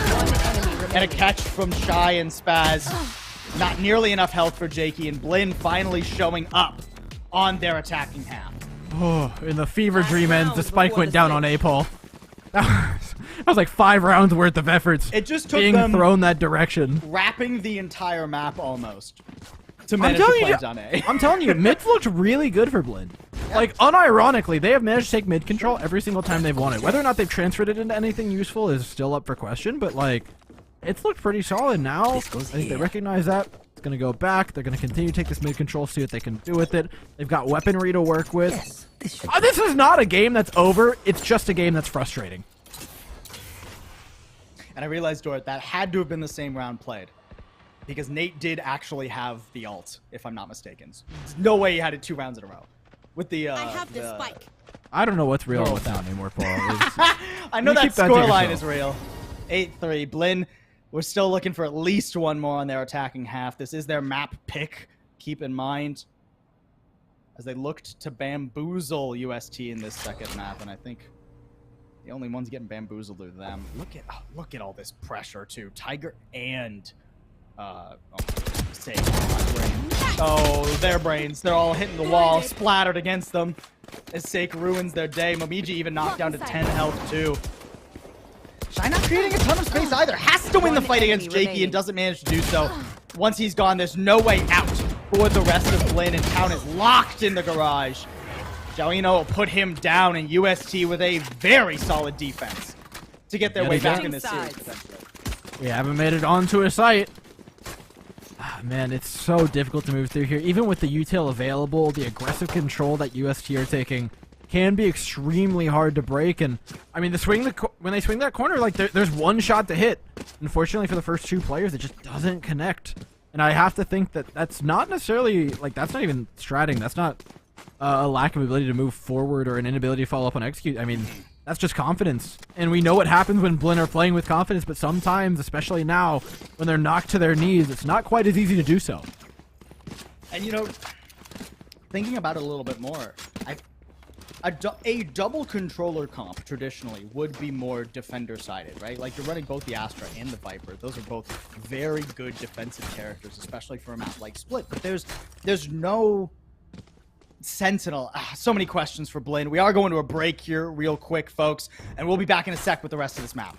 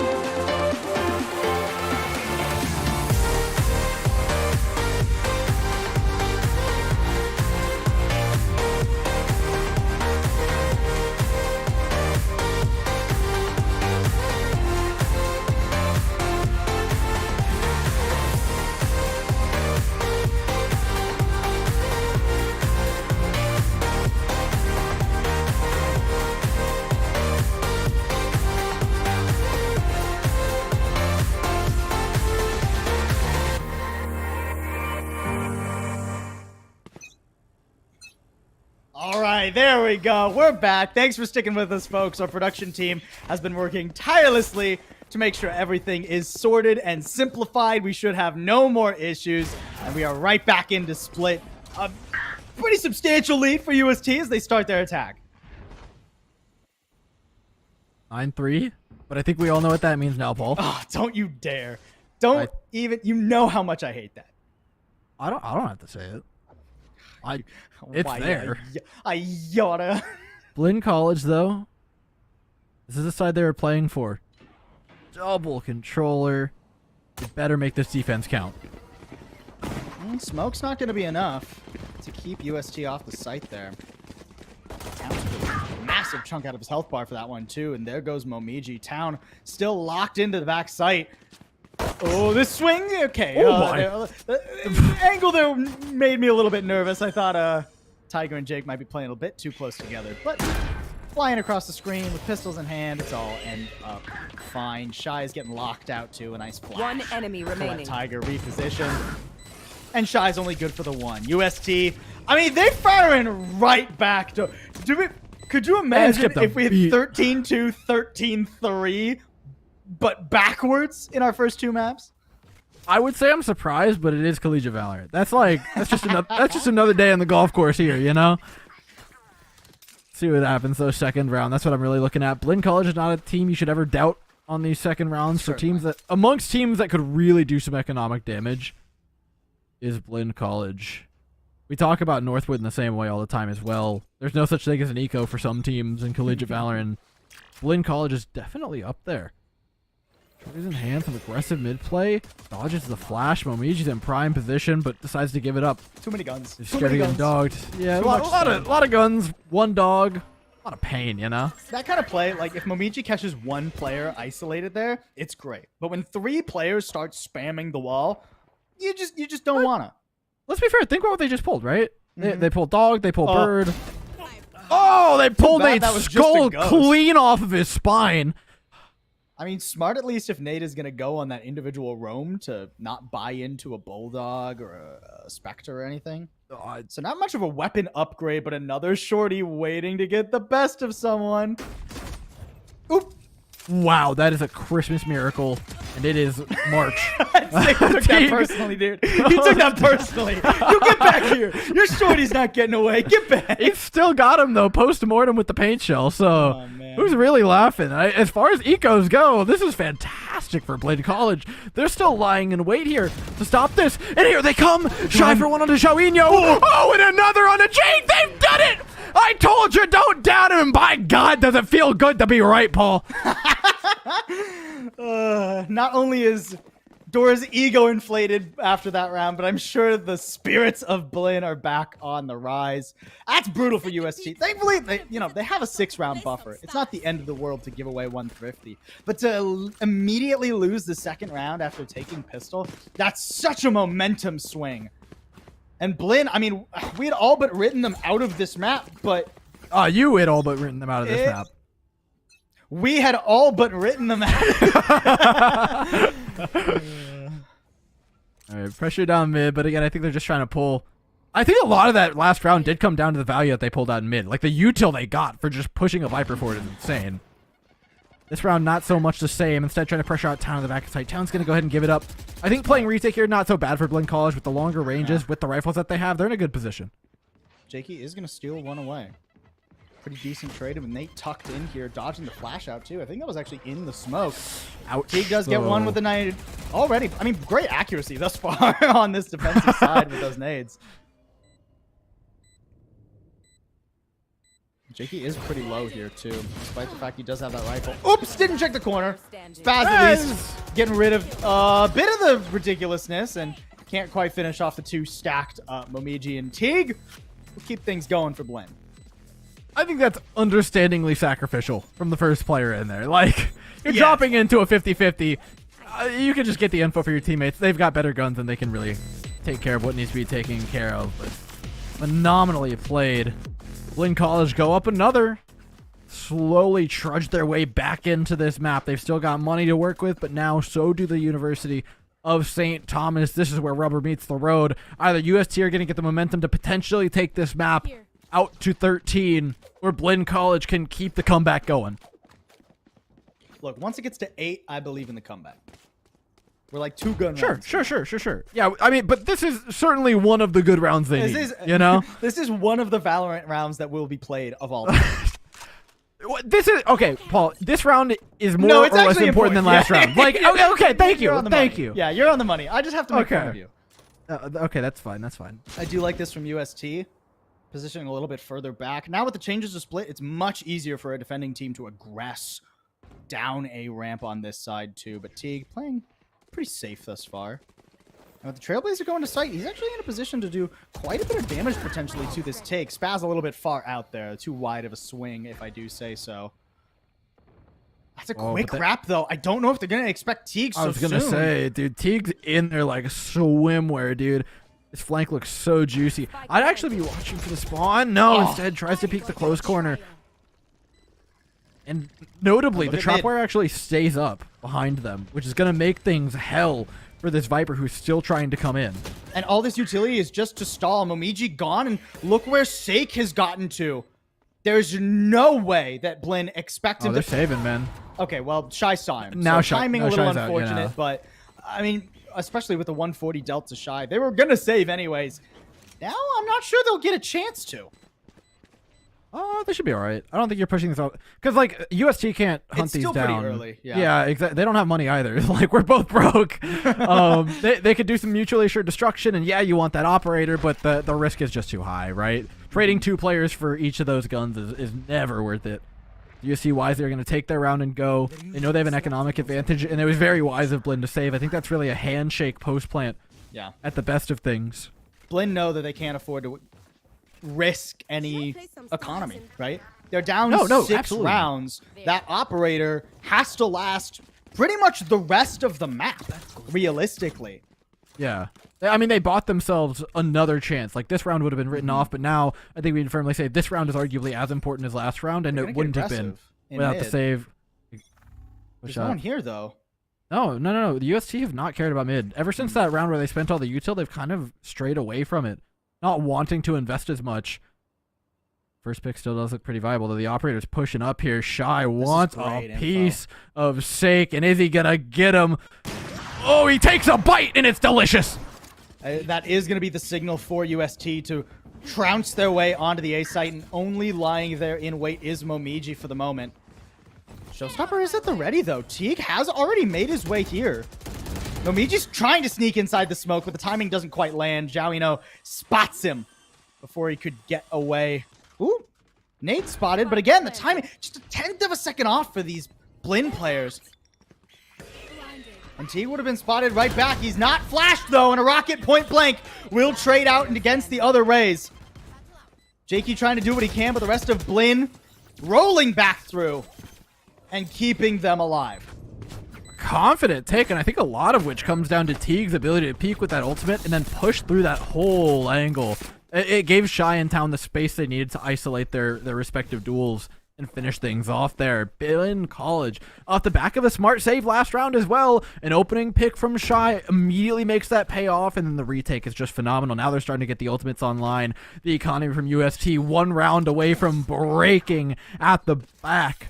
I'm a little believing here. Blinn College have got to just make this one count. We're at the edge again of them really starting to string together rounds, but last time they weren't able to do it. This time, does that narrative change?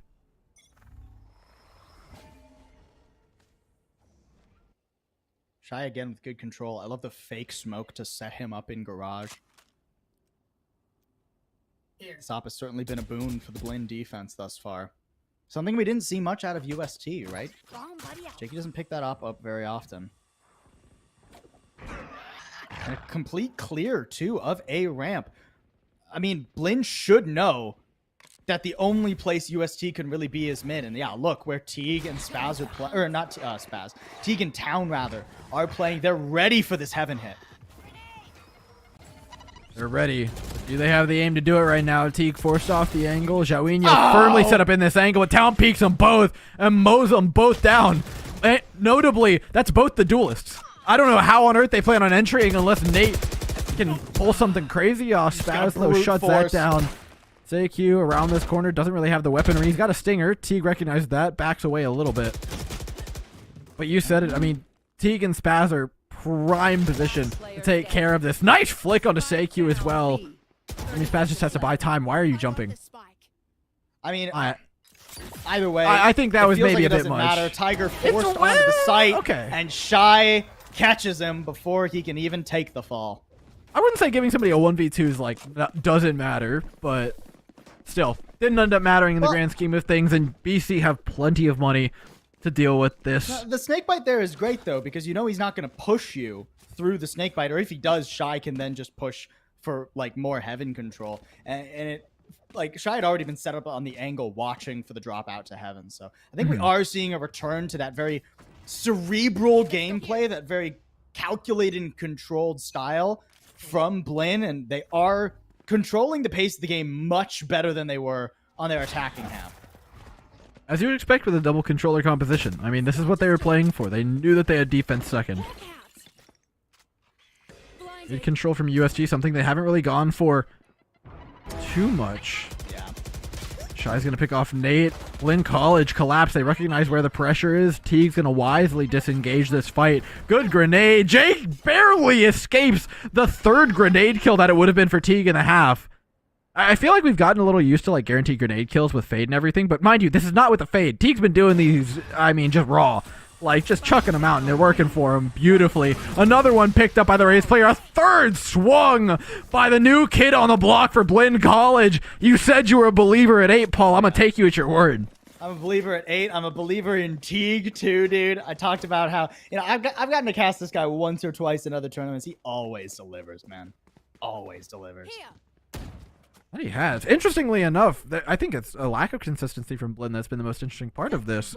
The scoreboard's practically flipped. I mean, Momiji and Spaz were going crazy in the first map and are now at the bottom of the scoreboard, not by an insignificant margin. But you just never have to depend on any individual player for Blinn. When I talked to the director of like the Blinn University Esports, he was so proud of this team because all 5 players can show up at any given moment in this pivotal gun round, one that will break or make UST's economy for so long.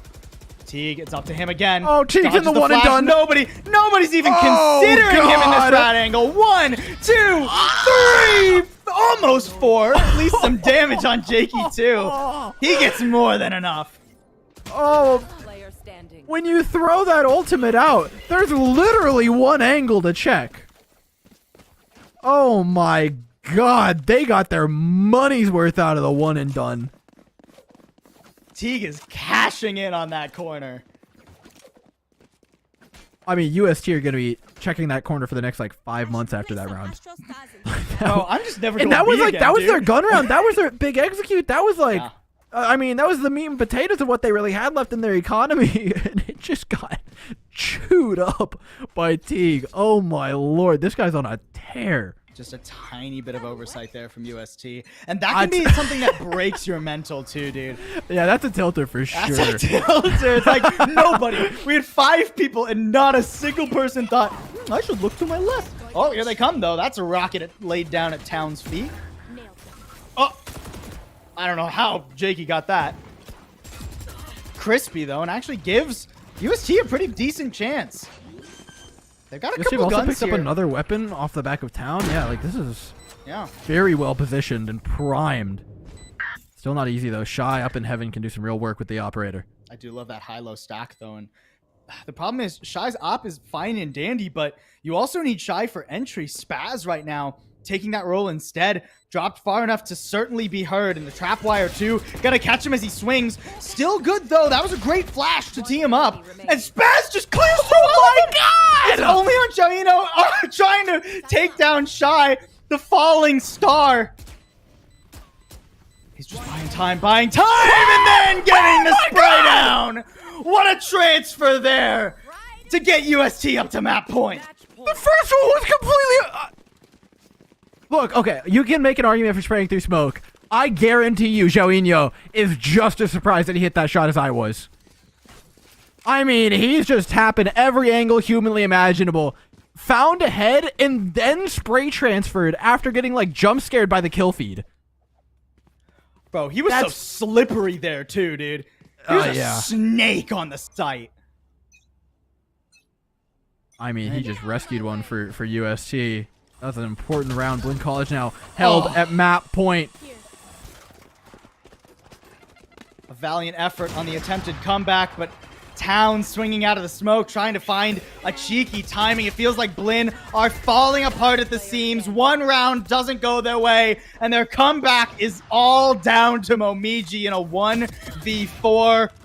The Bladestorm at least misses. A fresh rifle for Momiji, but only 50 health to work with. No 3-0s this semester, folks. UST gonna fight for this, and I mean, with this crossfire, it's done. Trying to inch his way around. Hold on. No, don't you dare. Okay, there it is. Joinho finally finishes it off and puts us at a tied series. It's moments like those you're kind of rooting for, man. You get hard to be unbiased caster when you see that 1v3 start cooking, you know? Oh my goodness. Blinn College putting on, and again, I'm gonna liken a team to TAMU right now, but a TAMU-esque performance in terms of just throwing the first God knows how many rounds and then making it look so close towards the end. We can't call every team TAMU. But if there's one team I know for throwing rounds and then making games look close. That's true. Oh man. They look fantastic though. Both teams. USC, what a turnaround, man. I mean, ironclad defense. And you could see where Blinn thought they had something on this map, right? You could, when they got onto their defense, you could see where Blinn got into the kitchen and started to cook, and they thought they had a banger recipe. Unfortunately, you need a good base for most recipes, and their attack was not a good base for that. 3-9, especially on New Split, where it's less defender-sided than it ever has been before, you just need more out of that.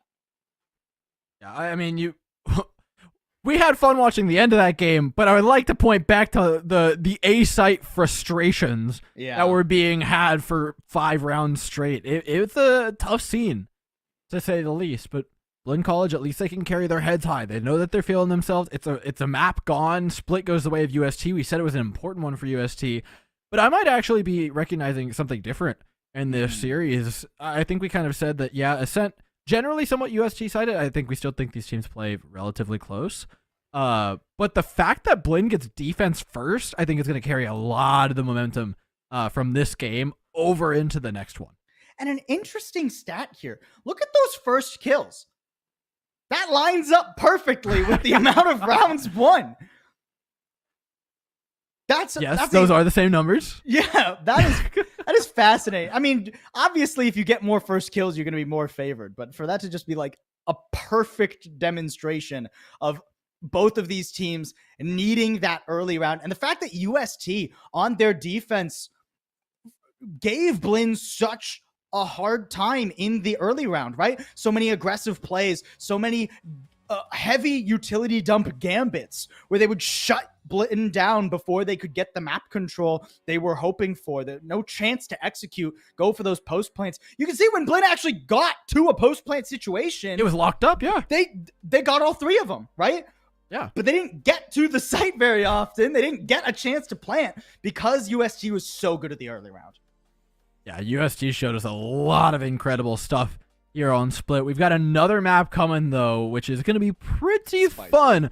I'm excited to see Ascent with both teams firing on all cylinders. I mean, Paul, what are you looking forward to there? Oh, man. I mean, what's there to not look forward to on it? I just hope... I hope that we keep UST on their more comfortable roles, right? Like, we talked map 1, how I just don't think the role swap was it. Split is a unique map in where UST are going to play that double duelist, which allows for both the Jakey duelist and the Zhaoni, or the Zhaoino duelist, right?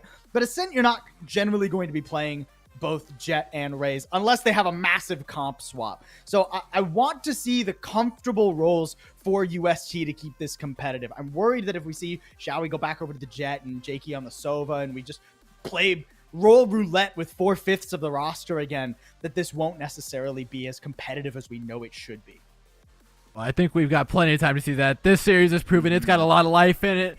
We're going over to Ascent in not too long, ladies and gentlemen. You better keep your eyes glued to your screens and your butts planted firmly in your seats, because when we come back from the break, it's map number 3.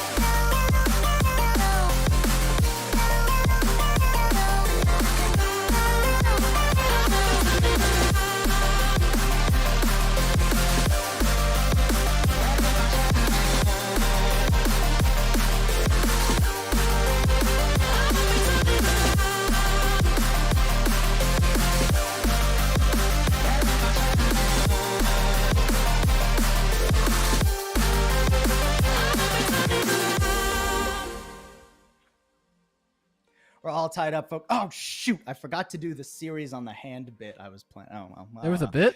Oh, man. Yeah. Oh, have you not? Oh, man. That's all. Yeah, don't worry about it. Don't He worry didn't about communicate the bit to me, guys. I might do it tomorrow. We'll see. Okay. I didn't think of it until literally this second. Anyways, the point is, as per the norm, it's 1-1. You know how it goes. Football. Series do be on the phalanges. Okay. You didn't like that. For those of you that you lost me, Paul. You lost me. Look, it's 1-1. Paul's counting on his fingers because he can't keep numbers in his head. That's and true. now we're moving on to the next map of Ascent. Maybe the most normal and surprising to see this far into the series. Usually it's a map 1, map 2 for a lot of these teams, but locking it in, picking it on map number 3. It's a map pick from UST that we think is relatively favored their way, but I do think that defensive start for Bladen College is going to put them with a lot of momentum heading into the second half. I think by round 3, we're going to know who's going to win this. And that might be a bold Don't say choice for that. me. That might be a bold choice from me. But I think by round 3, we'll know who wins this map. And the reason is because Ascent gives opportunities for teams on their attacking side to play around and like prod at the defense, but you can also just run at the sites. So I think if UST, who are likely to, based on what we saw on Haven and what we saw on Split, run at the sites, I think if UST are successful in doing that, they're going to win the map. And if they're not, well, I don't have high hopes for them, truly. And I think it's an extremely important map, too, because I think it's very easy to say whoever wins this map is going to win the series. Oh, I think that's definitely where I'm leaning right now. I think Or at Icebox least might be very a favored. Icebox might be a little bit tough. We were Yeah. looking at it for UST, but now that they've pulled Jakey off of the Jet, I think, or put Jakey back on the Jet, I think the Operator's a lot less likely to be played by UST, which I think makes Icebox a little bit more dicey. Who knows, though? Honestly, at that point, we gotta just get that far in the series to begin with. For now, focusing on Ascent, the big thing I'm focused on is not just who wins this map, but also who's taking mid control in this map. I think he's going to predicate a lot of it. We saw Blinn have a ton of success taking it, both on their attacking and defending sides over on Split. And if they can continue to do that, mid, arguably even more important on And this map than it is there. That's another reason I think that we can figure out pretty early. I mean, maybe not by round 3. I might have been trolling a little bit with the round 3 thing. Such aggressive. But pretty early, right?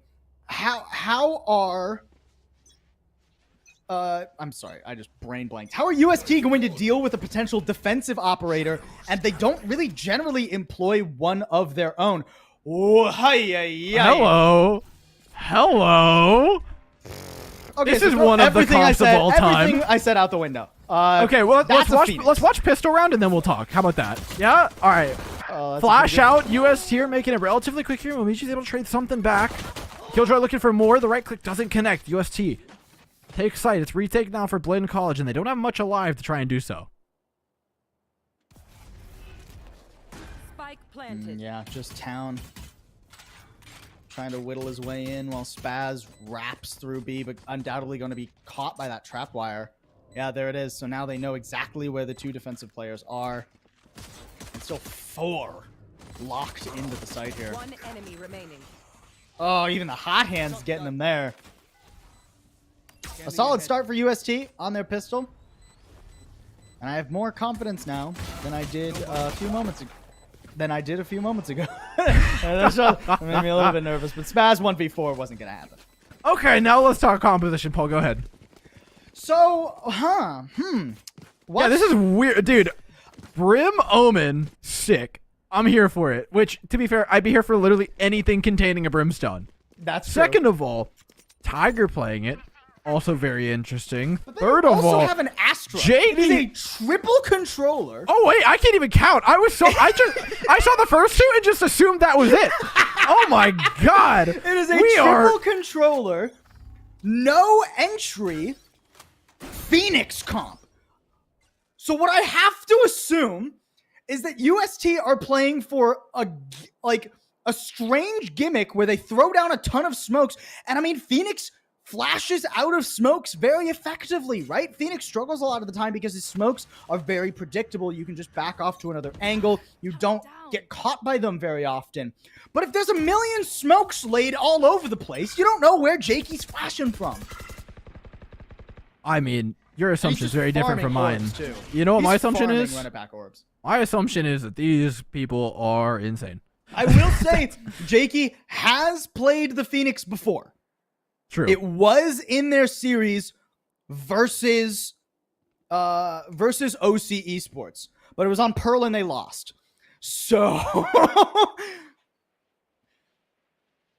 Okay, here comes the execute. This is supposed to be the sick thing that they do with 3 controllers on the attacking side. Smokes positively everywhere. I'm pretty sure they placed an Astra thing inside the smoke. In college, looking to play aggressively. Doesn't work. The firing squad prevails. The better weaponry largely is going to contribute to a lot of that. UST are expected to win this round. But the nice part about running 3 controllers is that they still have smokes for post plant. I think so much of this just comes down to initial contact. Like if Jakey can break through the smokes and properly push people and get those first picks in the space, you're in a great spot. But if not, then like you're really worried. it's interesting too. Jakey actually had run it back in second round because they're so intensely farming the orbs on both sides of the map. It's a cheap ult to get. It's one of the only 6 orb ults still in the game. So how much is UST going to rely on Jakey, their Phoenix, their IGL, to make all of this space for them? And here's the interesting thing. This swap sides too, so it gets even more weird on the other side. Like you would think triple controller good on defense, but I'm actually a little worried for it on defense because I think their general map control that they're gonna have. Yeah. Like if you rotate, like that's it. If you rotate wrong, you're done. Retake is not a thing. Hey, look, that event is wrapping up. Actually, his other Valorant being played, crazy. I don't believe it. Tell you what's not being played right now. Deke's computer. He's DC'd. I'll be back in a bit. We got a little tech pause going on right now. Actually, Stuck in 11 seconds. It gives us plenty of time to talk, which we should. I do kind of want to pivot to that defense you were talking about because I think it gives a lot of opportunity. This is just a very fast-paced, but also a fluid composition, if that makes sense, right? When you play triple controller, you need to kind of always just be moving from one smoke to the next to the next. So I think on defense, we need to see more of those proactive decisions that like UST were making on their split defense, for instance, where they took control of large sections of the map very early on and then rotated elsewhere and were constantly fighting Blinn. I think if they can do that on their defense, they'll be fine. But if they sort of just like play a standard 5-person default, Teague will just flash through the smokes because KO can do that too, believe it or not. That's what I'm saying. They have enough smokes. Well. They have enough flashes to break the smokes. Like, it doesn't matter how many smokes you have. Like, yeah. Having a KO and an Omen, I think, is more than enough to actually get through and do what they want to do on the attacking side. There is a limit to how much return on investment you actually get on those smokes. Yeah, you can hold it out for a long time, but a proper execute should be able to get through most of it. And then the lack of util in terms of retake is going to be really painful. Yes, you have a Cypher there to maybe make it more dicey once they get onto the sites. They did have trouble breaking the Cypher over on split, so maybe it causes them some problems. But once they're through, man. And maybe they're just doubling down, actually. I take it back. Because think about it. The retakes already weren't happening for this college. Like, also think of this, though. Imagine 6 smokes on a site, and somewhere you have to try and find the 2 Cypher trap wires, and if you accidentally run into them, you're going to get sprayed through the smoke. This is the ultimate cheese, but the more I think about it, the less I hate it. I'm not quite to loving it yet, but the less I hate it. It's not as bad as like it sounds, and this is even a cope. Like, this is coming from somebody who's like one trick brim for God knows how long. Like, when you're in dicey situations, when you're in ecos and when you're backed into corners in terms of your composition, you may be lacking a duelist, they might have gotten picked off, something like that. Spamming smokes on site to lower the effective range of the duel to take it more into close quarters and to obfuscate other utility is often a really good plan. Yeah. But how practiced is UST on this composition? Like, how in their bones is that level of creativity? You know, I think it's one thing to do when you're like somebody who's like one-tricking a particular character, when you're like used to picking these particular agents. But this is an aggressive team by nature. This is a team that's not used to picking triple smokes and trying to bide out time and play with creative cover quite as much as they are a team that wants to come out and frag. And I don't know if that's something that's in their wheelhouse. I'd love to be proven wrong, but it does seem very counter to what they're used to doing. Bro, Door's out here with the Brimstone Bucky main, and he says you can't play aggro on control. No. Even disregarding Bucky, it's like, I think it's something that can give you a lot of value when you're on low eco. Like, just limiting the enemy team's range and cutting fights down as best you can. When you have smokes to spare, when you need to all in, you're more than welcome to go for it. And they've got the smokes to spare, so maybe it's there. But again, like, the depth of knowledge you need to have to do that, because it changes so much in every situation you might have to do it in, depending on like what util is where, what position you're in, where your players are, how many smokes you're able to use when you're doing it. Like, there's a lot that goes into it, and if you're not playing this comp regularly, man, like, I'm just not sure if you got that in you. Like, it's so much knowledge of like a very specific thing, you know? They'll certainly have to ride their way through the... Oh, Cypher also has smokes. Didn't even think about that. Unfortunately, it's not going to help Nate or Jakey that much. Ooh, aggressive attempt to push through the molly there from Shy. Pretty low health on all the UST members. This is their bonus round, and they have recovered a couple of pretty solid guns, but great reveal from Spaz. Lets them spam through the floor. Just a bulldog left in Zhao Yunou's hands, not daring to pick up the rifle at his feet. He's got 34 health, man. Doesn't want to give away his position and get spammed. Yeah, exactly. All right, solid first one. Deal some damage? No, not quite. Nicely done by Blinn College, though. I mean, we expect them on these retakes to look good, and as much as their smokes are nice for like being able to maintain retakes, all the flashes available. If Blinn just hold their flashes, I think they could you could just let them take a lot of sites. Yeah, and you're going to be in a pretty good position. You're a little worried about the Cypher being able to set up his post plant, because that's still not necessarily solved in your retake plan, but there is certainly a timing where you're getting in, and I think that's exactly what they found that round. Before the Cypher's fully set up, and before everyone's in post plant, to throw the flashes in, because there's nothing really to dissuade them from doing exactly that the second the smokes are thrown. And UST have actually invested so heavily in their first couple of rounds that where traditionally this would be like the full gun versus gun round, they're struggling a little bit here. It's just going to be a Sheriff Forsake and some light armors across the board too. You know what? They also don't have an econ ult in a jet or anything like that, so it's expensive. Also, just running 3-4 controllers costs a lot of money. Like, the util you can spare is little. Solid flash, but no one's able to swing and find Teague, so a lot of util was just chucked at tree by UST, and they don't get much out of it. They're already out of flashes as they try to head through the middle of the map and work their way to B. Momiji and Spaz chilling backside, waiting to catch some unsuspecting Blinn players pushing. Ooh. Okay. Double back to it. All right. Good for 2. Momiji. Pretty classic stuff from him. We expect him to hit those. And Spaz. Okay, I mean, great swing from Nate, but unfortunately he's left alone 1v3. He doesn't have the spike. And he is quickly being shoved into...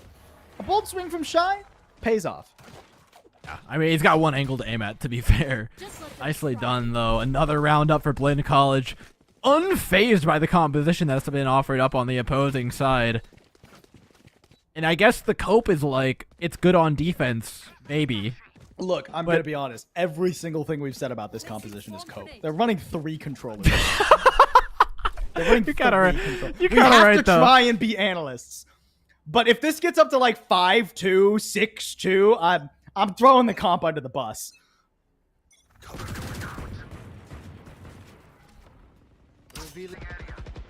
Already an eco here for UST. And surprised that they're not playing a little bit more aggressive with it. Instead, it's Blinn taking advantage of the low economy, taking some map control toward mid. I mean, they still have full smokes. I honestly think if there's one thing they can do when you have this many smokes, and what makes it hard to play, it's the same thing that makes it hard to play into like 2 smokes when you have 1. Oh wow, that sucks. But you can kind of grind them out and toss your smokes out, and then they've got to answer with theirs, and then you kind of match, and eventually you just have more smokes to grind the round out with. And if Blinn College are maybe a little too quick on their trigger finger to use their own smokes, you could make it hard for them. Not a bad pick from Jakey.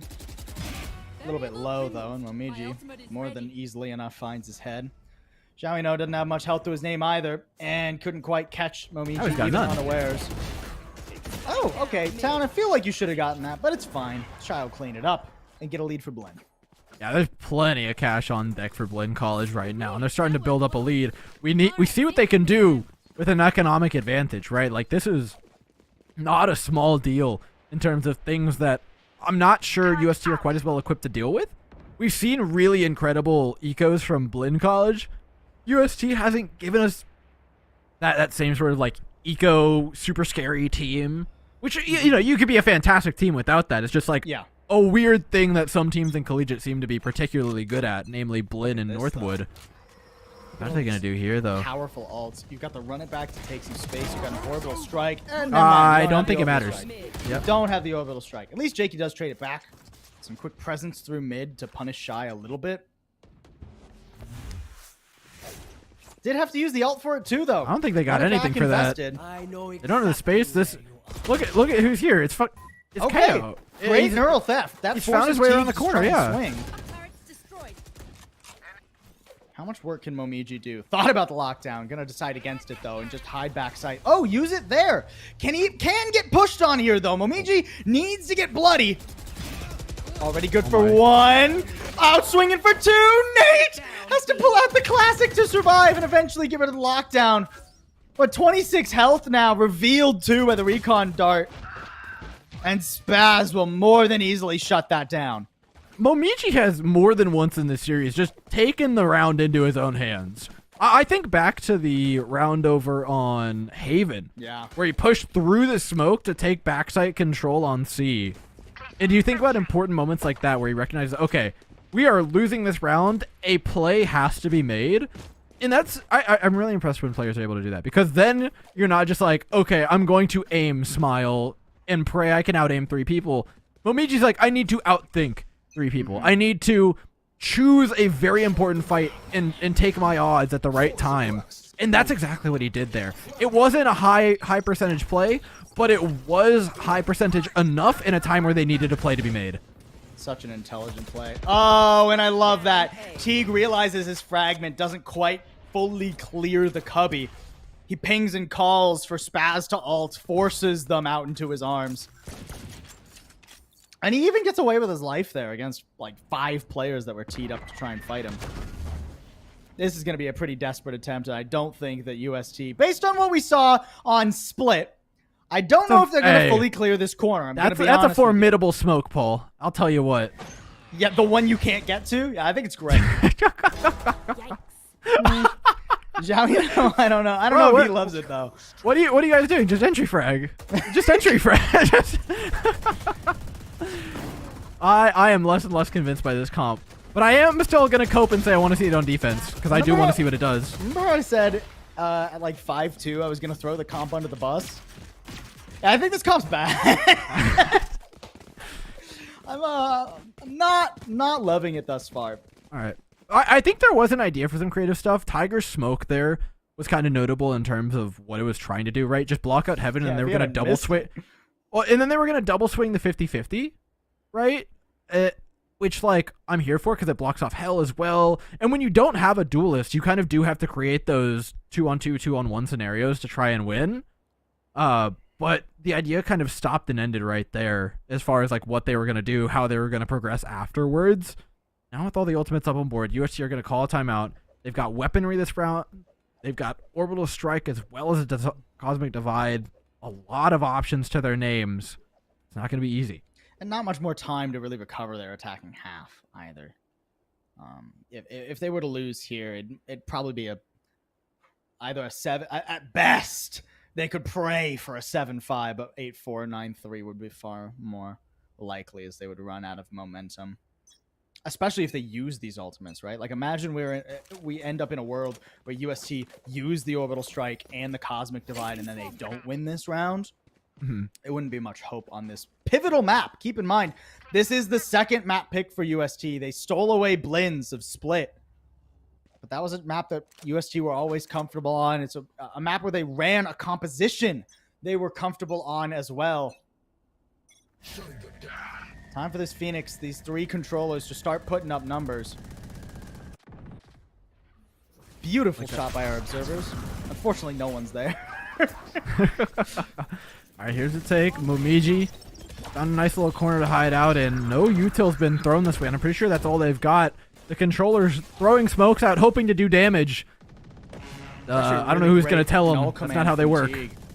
Teague uses an all command, completely stops UST in their tracks. Even though he loses his life, he's bought so much time for so many rotates. The Orbital Strike doesn't hit squat. Momiji swinging out 3 for him easily.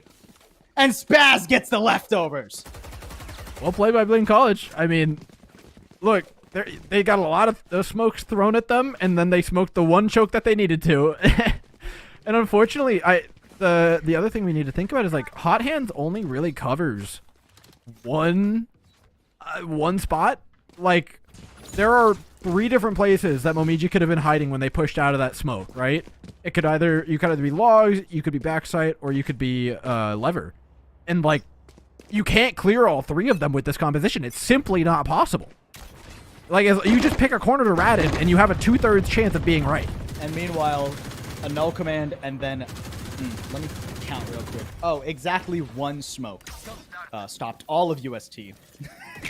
Turns out, well, I think the idea is, like, over time, if you can time out both the smokes, then you will get through on just having more smokes. But it's hard, man.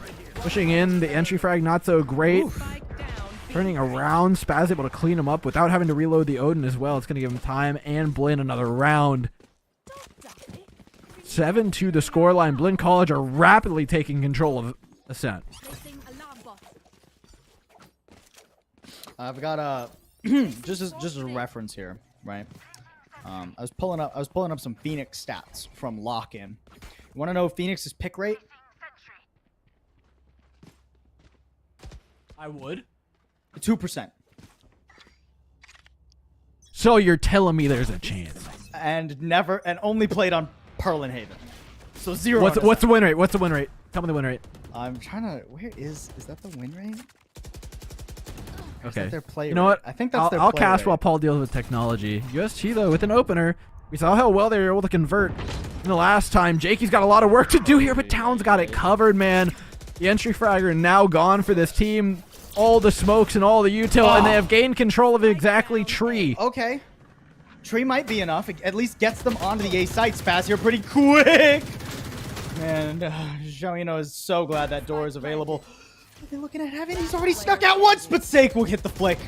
Momiji can't quite pull one over on UST. And Spaz was just 30 health. I mean, might as well do some economic damage. That's a good pick onto Nate. But it's looking pretty unlikely that he'll be able to finish off this round. Swaps over to the Phantom, but needs nothing but headshots. You saw how difficult, how labored it was just to get on this site for this team. It's not get. Oh, yeah, that was supposed to just hit, but that's okay. It's 1v2, not really winnable for this player. Now, as we head in 7-3, I do think a 7-5 half has a very different texture heading into the second than something else, right? Mm-hmm. But UST, I don't think have secured themselves anything with that round win other than one more point up on the board. And you know, Phoenix looked it up. Win rate 50%. only played once on Pearl and Haven, but won Okay. the Haven won the Pearl map. So there we go. I'll take it. It's a win rate. He won one of those maps. That's a higher win rate than I have in my ranked games. Tough luck. All right, backing away. UST. Ooh, I think very wisely are playing pretty back here. All you just need to grind out the Omen smokes. I think it's the big game plan. You can outlast them and out-util them over time, and then attack the sites once they don't have smokes to hold you off. And look now at with mid control, they're kind of primed to do exactly that. But And they're pushing onto a UST site with 3 players. And UST has completely evaded all of the attempts at gathering information by Blinn. We've talked about Blinn. They're a slower team. They like their info. They like to set themselves up in an advantageous position. They like to know what's going on. And UST have just crept through the map, not giving Blinn so much as a pixel of information. They're clueless as to where UST is right now. Shy, I mean, sees a smoke deep mid, says, hey guys, they could be here, but they could be B main, they could be A, and here comes the hit. Jakey running through. Couldn't quite catch Spaz on the timing, and his own molly keeps him from pushing further. Teague will fall regardless, though. Excellent timing off that smoke, and this is the UST we've been needing to see. A beautiful execute. And honestly, just off good timing. There was no, like, attacking util there. They just all got their frags. What you need. Nate takes down Town, who's walked into a trapwire. Momiji, I mean, stuck to twiddle his thumbs and spawn. There's much else to do. The round ticks away. We talked about how important it would be to get 7-5 here for UST. Each round just gets more and more difficult. Next one's not going to be any easier than this, but they showed us good things here, and with a run it back on deck for next round, I think they got pretty decent little odds. It took a second, but that timeout really coming into play for UST. The one that they took 3 or 4 rounds ago, you know, before an eco. It really feels like UST are understanding more how they need to play specifically against Blinn with this composition. Well, it's funny because it's going to be useful for all of one more round. Hey, 7-5s, that's a more competitive half than we've had on any other map thus far. And, like, I don't even think it's bad. Like, on defense, this comp, I'm not going to say it plays itself. I think it's still hard. I think the barrier to execution, the specific knowledge you need of the comp is still really high. But maybe they've got a better idea of what they wanted out of it. Now they seem to be countering Blinn a lot more. It seems to be reading, right? They're playing against the positions that Blinn have been playing the entire game. And that's where their success is coming from, is just understanding what Blinn are doing and then countering it. Not necessarily playing the composition to its strengths. See if they can do that for one more round, but I'm not sure they're going to be able to do the same thing on the attacking side. You need to be able to play the comp to play defense with it. Jakey using the run it back to force Blinn to pop a lot of their utility towards tree, but that's not actually where UST want to assail. Blinn a bit nervous, anticipating the full force of UST to be behind that run it back. But it was a feint. Again, I'm not opposed to retake here for Blinn College. They've got all the things they need to. If they just don't let themselves get overwhelmed on these sites, they're going to be in a great spot. Jakey getting spotted out in mid. Not traded, though. He's got 13 health. He can't use it to heal. One stray bullet from Spaz would do it, but he's not got it. This is still difficult for UST. They have to try and force themselves into the operator, and Jakey stuck Jakey down. One enemy remaining. Not hardly even necessary, but it'll finish off the round. 8-4 will be the ultimate score for Blinn on their defense. An unorthodox comp from UST. They get a few. I don't think this is doomed by any stretch of the imagination. 8-4 is fine. No, it just looked a little weird how we got there. Yeah, the first two rounds looked great. Like UST was doing everything they needed to. Blinn College starts pulling it back. Like for a moment, it looked like it was going to be more of what we got in map number 2. But Blinn College put the train back on the rails, and now we're in a spot where we can firmly say that we have some idea of what's going to go on. The defending side, though, my question is not are they going to place lots of smokes, right? Because they're going to place lots of smokes.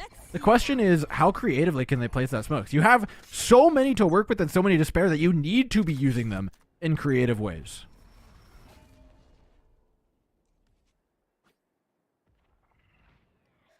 Pretty tempered on this first round thus far from UST. Went for a little bit of a main control. They'll even throw the one-way up. I mean, what are they going to do? Push with this comp? Like, of course, yeah, they're playing passively. Blinn College, though, I think I'm a little more surprised to see passively. I mean, maybe they're trying to grind out some of those smokes, though. I expect Jakey to push. Everybody else can sit wherever they'd like. A solid trade, too. I mean, generally, 1-for-1, the attacking team prefers it. But I think because UST maintain a main control there, going to be okay with that. I mean, Shy has been left as just a mine on A, but we're down to 50 seconds, and this round is getting very awkward. The Spike's still stuck in attacker spawn because Blinn are so nervous about the potential. There's a flank coming up through mid. Goes for There's a flank coming through mid. He's ready. Oh, he's my frenzy, though. Wow, that is the wrong gun to have, my friend. That's unlucky. Teague now, though, immediately transfers his pressure towards A site. That lone player is now going to become 4. Yeah, Shy's able to just hold the site in a single recon dart to make sure no one's hanging around in garden, right? They do have to get the player in. Okay, good flash. Ooh. That actually gets them onto the site for the plant. Okay, they're going to be all right. Like, now what do you do? I think USC has 4 players alive and 0 plans other than shoot the enemy, which so far going pretty well for him. Teague falls. Who's next? The Frenzy waiting around the corner. Spaz. He's going to be next to go. Health bar is low. It's Momiji versus 2. Caught in the flames, and he gets lit right back up by Jakey. Literally, like, negative utility for retaking. And USC just don't care. Yeah, I mean, that again, even though Joino does, I think, over-push a little bit with the Frenzy, the amount of map control that he was able to get off towards A is such a thorn in the side of Blinn. Momiji takes so long, as you pointed out, to actually regroup on A. By the time the spike gets planted, the retake's already started. UST are already there, so there's no chance to get into favorable positions, good crossfires or anything. I think it does get more difficult now, though.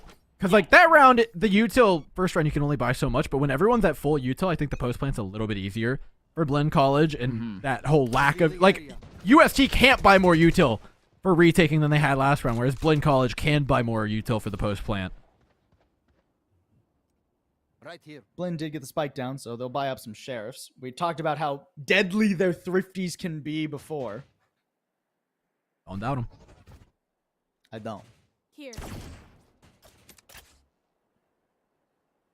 Good control already, too, for Blinn. All the way up through mid. Trapwire at the ready, too, for when this comes to the B site. Momiji hits ahead here. I mean, that's the UST B defense done and dusted. They'll have to go for a retake. Back Paul's away awful. calmly. They want to transfer from this mid pressure. It's a deep position. Feigning falling back. They know that there's pushed up mid. Yeah. Jakey's going to take advantage of that. Better weapons. Now they look to push. It's going to be cut short by the better weaponry of UST, though. A fairly toothless push from Blinn College. Not really using much of, if any, of the util that they had available, which granted wasn't much because it was a light buy. Ooh. Unfortunate timing for Town. Nicely done, though. By Blinn splitting themselves up, hoping that someone from UST would get a little antsy and push into them. Not the wrong thing to do, especially on an eco. I guess they pushed the previous round, which was a little bit weird that they ended up with Joinho behind them with the frenzy. But I'm not going to sit here and assume that like UST are going to be pushing much at all with this comp. Like even Jakey is going to struggle to go forward once he runs out of flashes, right? Like, and I think it's been a unique thing. In the first couple of rounds, you don't have a way to contest a one-way over on A, right? No, so you need util. Joinho gets A main pretty much for free in the first 2 rounds. Now that it's a full buy for Blinn, it's going to be much harder to make something like that work. Yeah, considering that 2/3, we'll say, of the util that UST is buying is like semi-redundant, the more money is on the board, the better odds Blinn College have. This is a pretty solid economy, though, for like a bonus round for UST, right? 2 Phantoms available for them. Jakey makes great use of his. Now pops the run it back, and he's hunting for more. Teague's already cleared the close corner, though, and will swing out to get rid of the ultimate. But not a half bad start for UST. Blinn trying to pivot this onto the B site, but look how hesitant they have to be. Teague's already used both his flashes. There's no way to get through that sky smoke now. Instead, they're going to try and push into the defender spawn. Jakey sees him coming and just disengages. Gives himself a nice little wall to play behind and reposition. Attacker's still not in the worst spot. They would have loved that pick and spawn, though, and without it, I think they're a little stuck. Momiji trying to fight his way out, but he can't face the sheer numbers of UST. To be honest, I don't even think this one comes down to how they're playing the composition. Again, UST are just simply giving themselves winning fights. 1v2s, 1v3s that they just can't really lose. Squeezing people in uncomfortable positions. Playing Valorant almost like a MOBA. You can see the plethora of smokes, though, come into play for UST. The way that the smokes are used to create so many different lines of skirmish, right? There's so many no man's lands in these fights, especially on that round there, right? You had to clear through mid, and then you had to clear this, and then you had to clear 6 different layers, all of which would be smoked off again. Teague's only got 2 flashes. A paranoia helps, but Teague's really the only way you can reliably push through a smoke. Okay, that was a little bit ambitious, Joey. That's a gun given over. Uh-oh. What were we saying about Blinn ecos? Yeah, I'm not sure. Again, UST playing aggressive is like, they'll move. Yeah, you're losing weaponry. This eco round is. They've got the space, and again, I don't think retaking is any easier just because you happen to have a couple guns. Like, retaking into this team, even if they just had sheriffs, is a difficult job as long as they've got a little bit of util. Tiger and Nadon, arguably the 2 worst characters to do so. A little bit late there, too, on the smoke from Tiger. Wanted to try and throw it down so that Sake could potentially hide in it, use I think it was a stinger that he actually had to try and take down some of the Blinn team members, but this is a flawless Thrifty that we are going into. Blinn entered this with no guns other than 2 stingers, and they will leave with 2 guns and everybody alive. Yeah, this is profitable to say the least. Everyone's going to go ahead and abscond. We'll write this one down in the checkbooks as a win for Blinn College. I'll take away another weapon as well. I think that's going to be a quick upgrade here for Teague. Make sure he doesn't get blown up and then go pick up that weapon. Or not. Okay, who needs it? Did Omen? No, they got I thought Omen already had a rifle. Okay, no, they carried 3 out. Okay. No, Town picked it up. It was I think it was Shy who had a rifle, and Shy ended up dying on the chase or something like that. Yeah. Either way around, you start to see like the difficulties for UST's composition. Again, I think they're playing very well in terms of where they're putting players, making sure they have numbers on their side. But once util comes into play properly for Blinn College, they start getting those executes out and the site taken. It's lights out, man. And I think it didn't help that Joino, decided to dry check mid on an anti-eco. Well, yeah, it's like they got one play. They got one play, and it's sit. Like, this dog ain't learning any new tricks. Teague can push, or not Teague, rather Jakey can push like once in a blue moon. But losing Jakey loses also any chance of a post plant you have. So even that's incredibly risky. Consistent smokes thrown down, though. At least here in B main. The problem is this is a very average smoke, right? So this is something that Blinn are very prepared to try and deal with. Good information, too. Even spotting Tiger there. Amali does keep them locked out for a bit. Rotate comes back. Jakey's here to help. This isn't going to be an easy take for Blinn. Sake even wraps around, goes for more, gets himself a second, too. Unfortunately, Tiger's not quite as lucky. A paranoia doesn't give Jakey what he needs to swing either. He'll still find Teague, but find himself traded shortly afterwards. And now it's Joino and Nate, the 1v2 town left alone on the site. The only one who even made it all the way to B. On the timing, oh! Nate so at the ready. And just one round now separating Blinn and UST, our closest map by far. Yeah, this is exactly what we were looking for. And UST again, dude, just putting numbers where they need them. That peek from Joino through the smoke. Like, this is a team comp that requires confidence to push smokes like that if you're going to have so many of them. He's making it really difficult. It's at times over-aggressive play from the Omen, but I think it's giving this team kind of what it needs to just scare Blinn College with the threat of somebody popping out through those smokes to make them pay that extra attention, to slow them down that extra little bit, to make your rotates come in on time.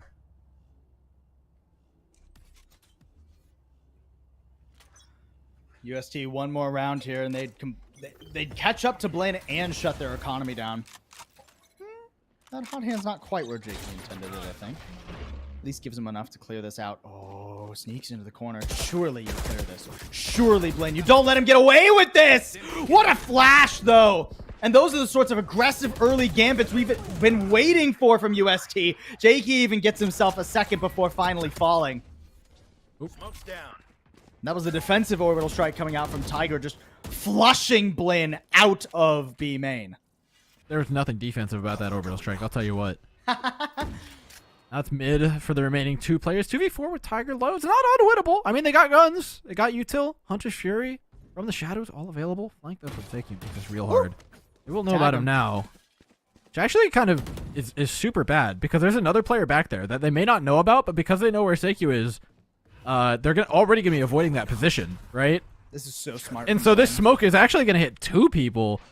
This round, all of a sudden, for UST is like still winning, but a lot harder than it was approximately 20 seconds ago. And I think largely in back to the like two shots that were popped off by Seikyu. And UST could not have been further away from the side on the map. Oh, Spaz tucked into this corner. Does get cleared out. A lot of damage dealt to Nate. Him and Tiger very low, but this would be a heroic effort from Town to try and pull this off. Smoked off immediately, too. Oh, they know where he is. Baiting for the TP on top of the generator, potentially. He's got a Vandal, too. They can spam right back. They know exactly where he's coming from. Too much of a whirlwind of bullets for Town to survive against. If he spammed through and stopped that, it might have been enough. There's only 4 seconds left. It was close. If he got that, I don't think he realized how little time they actually had. I think if you play time there instead of trying to like, jump through with the class, did he have to reload maybe? It was close. That was actually a lot closer than it seemed. That long rotate from B took 9 years. Now though, it's difficult for Blinn Blue. They're running low on economy. Just a shorty in the hands of Shy, hoping to pick up an ultimate orb. Get some knives in their hands, but this is the last legs of this economy for Blinn. Otherwise, UST might start running away with this map. I'm a little surprised to not see UST play for more of that A main control. They don't read into the Blade Storm, or if they see it coming, I suppose they just would rather let it go. But that Blade Storm, additionally, I mean, this is basically a gun round for Blinn now. Great economic buffer. That's why you bring the jet.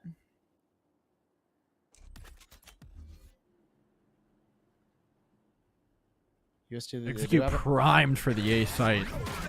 But No so much command's gonna util make it set up to hard. counter it. Couldn't quite tag Shy either. Jakey already gone. Yeah, things not going well. No command completely shutting this down. A flood into the site from Blaine. Still 3 players alive. I mean, not an unwinnable situation, but look at this deep lurk, too, from Momiji. It's certainly going to be difficult. Tiger had no idea the town was so close to him. And Jakey hunting down Spaz. Last player This is standing. so far from the spike. There's just no chance of winning this round. I think they've gotten on top of the other side of his run it back by now. No? That's Wait. 2. Okay. He wanted to half stick it, but both nano swarms being used there. It's too much damage. Okay. Oh my god. I mean, Jakey can do some damage. He can put up some numbers. This next round's not going to be fun for Blinn economically. But they'll at least get a little bit of a lead back.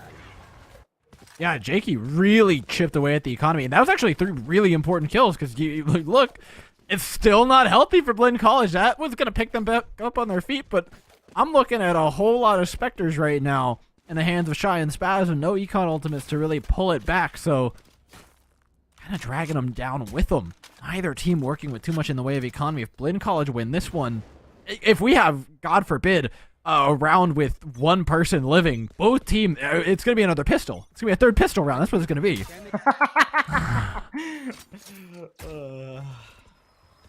And we're getting down to the wire in terms of scoreline, too. Absolutely. You should run. Both teams on edge right now. An aggressive lockdown very early. What do you do against this? Amali to try and stop it. It's not a full commitment, though. Blinn doing the lockdown double back fake. I mean, the spike is over in B main, so it's not like they're hitting the other side of the map.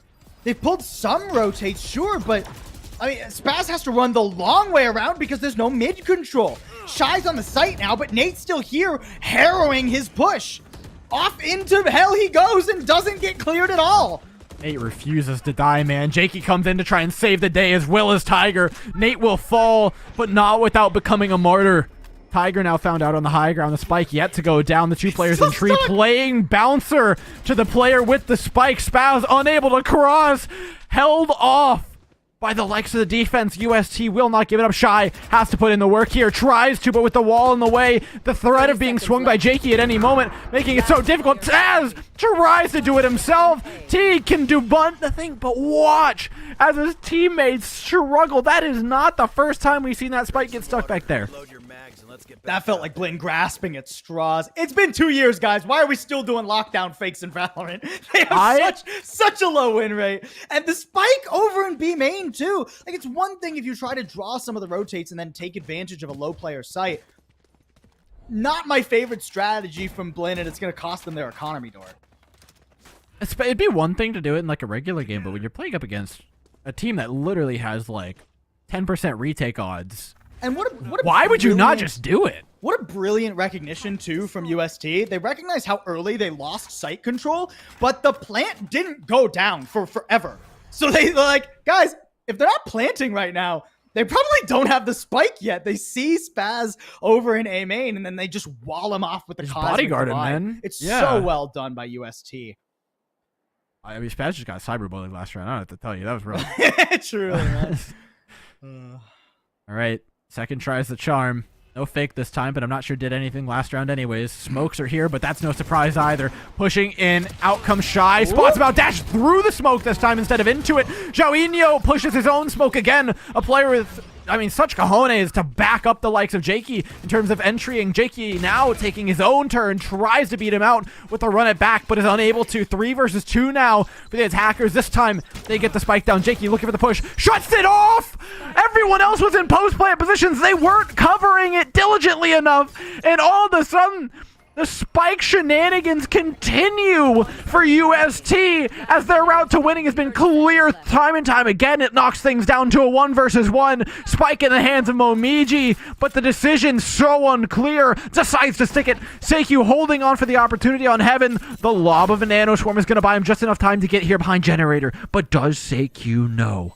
Sake, you should be expecting this to be a hell play. That's where most players would set up. Momiji even thought about it before he realized how close Sake was.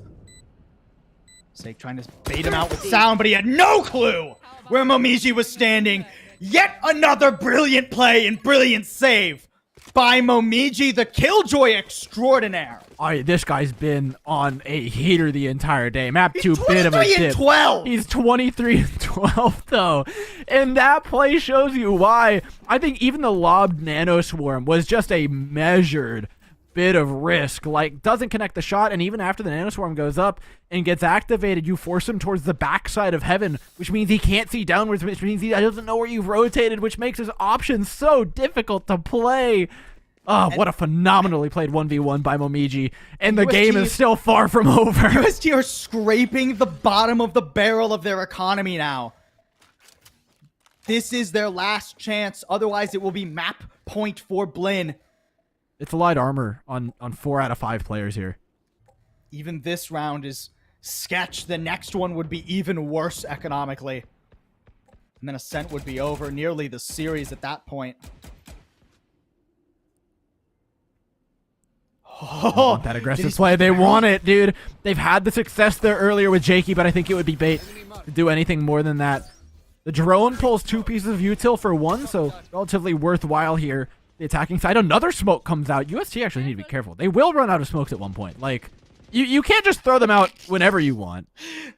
I say that unironically. Like, no. The storage lockers are much more packed, but eventually they will empty. And I think taking them out of, like, Joinho smoked that off, but now Tiger's smokes, which are local. Look at him. He's all the way in the back of Boathouse. If they apply pressure on B, they keep the Brimstone locked in there or just kill him. There's no smokes on the other side of the map. Wait, but there's so much info. UST, they haven't fallen for this gambit. The Hunter's Fury fake, no better than the lockdown fake was, and Jakey tears them down. All on Spaz now, and he's so far away once again. Far too distant for anything to go their way. And UST keep us tied up. We talked about it, man. Both these teams are broke. We talked about it. If that round came out to one person living, we're working with food stamps for either side. And unfortunately for Blinn College, I think they're definitely getting the shorter end of that stick. 2 players able to pick up rifles. Yeah, pistols for the rest. Full rifles up on the side of UST. If maybe one more kill had gone Blinn College's way, it would have been uglier, but Careful. it's tough. It's close economically, but you just can't be the first team to break. And Blinn College, I mean, this is not refusing to. They're going to go with the mid-tier buy, but it's close to it. Almost essentially seeding for the overtime, right? Although it is Blinn. It's Blinn. I was going to say, yeah. Most teams, this would be seeding for the overtime. Blinn, on the other hand, they've still got odds. Yeah. We don't count them out until the score is 13, lead by 2. A lot of mid-control for Blinn right now. Not much contest from UST either. They've just got a very late position from Nate, making sure no one pushes back into the defender spawn. This smoke is going to give cause for concern for UST too. They're robbed of information right now. Blinn giving them a taste of their own medicine. Just holding in mid. I would love to see Blinn actually transfer the pressure away from mid. A lot of the time, Blinn likes to use mid to get somewhere. I would actually almost rather see them execute now and back away. Oh, that cam, though, gives such good information for Nate. Great timing. Knowing that players are still there, knowing that they're not transferring that pressure somewhere else, not setting up for an execute on A or B. The fact is going to come in eventually. You have to it's going to be a 2-pronged attack. Yeah. B split, a slow one though. They're playing for contact. There's still not enough information, and now UST with 30 seconds left, they know they have to go. Jakey holding the line though, already good for 1, and Tiger ruins the other 2. Eventually he'll be found, but Jakey tucked into a corner, not allowing Teague anything. And again, Town on this lurk too far away. Why is there always one member of Blinn left on an island? UST find their way to 12. One more round and they'll take the lead in this series. It feels like sometimes Blinn are really overthinking things. The lockdown fake, the Hunter's Fury fake, we go to that round. I mean, granted, they just got sprayed down by Tiger, like just out-aimed, but even later on into it, Like the mid pressure taking so long to kind of manifest into what they wanted it to be. They get spotted out. The rotates come in time. I understand playing time, but I think they may have just given the opportunity for information gathering over to UST. Our fall champions now 1 round away from not being eliminated as of yet, but losing a chance to take this series home on Fracture, their map pick. A much needed timeout, a breath, a reset for Blinn, but a brief one. What is the adjustment they make going into this final round of regulation? They need to push it to overtime. They have a null command. But that one ult from Teague has to stop so much. You have to get so much done with it. Because if you let Jakey or Tiger or even Nate live, the retake will be so powerful from UST. Yeah, the run it back, the orbital strike. They've got tools now. This composition is no longer... It's going to patch its weaknesses with these ultimates. That goes there. And it's a default here for the attacking side of Blinn College. Trying to catch out any player getting over-aggressive, whether that's Jakey, whether that's Joinho. Down catwalk, where he's gone time and time and time again. Joinho not going to do that. They did this on Haven as well.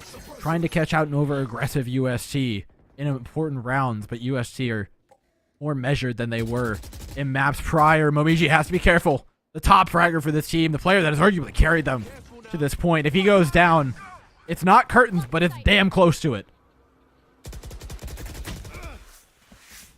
That's important. Teague dispatching the run it back early. Gives Blinn room to breathe as they head their way toward A, but UST have read this pretty well. A null command will make UST reconsider contesting this take. Nate here, I mean, you just hold on to heaven control, I think, here. You have to let Blinn plant. They can deny, they can deny plant with orbital strike if they wanted to. Do they? It's a little late. It's late. Planted. They're gonna try and push out with it though. Let's see how it goes. Where does the orbital strike land? What is the call? Blow away the members in hell, but Towns got him locked into a corner. Nate will eventually spam him down and get his way out to smoke too. The attacker lockdown. There's so little time. No way to get rid of it either. They'll just have to hide in the corner. Still plenty of time for this, and oh, they know where Momiji is now. They have no idea about Teague, and he'll take down Joinho. Half stuck. The fragment doesn't quite stop the full defuse, but Tiger's so alone. He's got it. He's in the corner, but no! Teague shuts it down and gets us to overtime by less than a millisecond. Oh my god. I hope you guys ate your Cheerios this morning. My blood pressure's through the roof right now. Blinn College have bailed themselves out. Momiji and Teague have shown up. These two all day have been nothing but clutch for Blinn. And they have, I mean, bought, bid, stole their way into an overtime that, by all other measures, they should not have gotten. UST thought they were home free for all of 5 seconds until it got ripped away from them. Overtime now, win by 2. And Blinn College are on even economy. They've managed to survive the onslaught of low ecos. Nothing but guns from here on out. Which we said earlier, I mean, that's better for Blinn College. Interesting. The push from Blinn going so deep.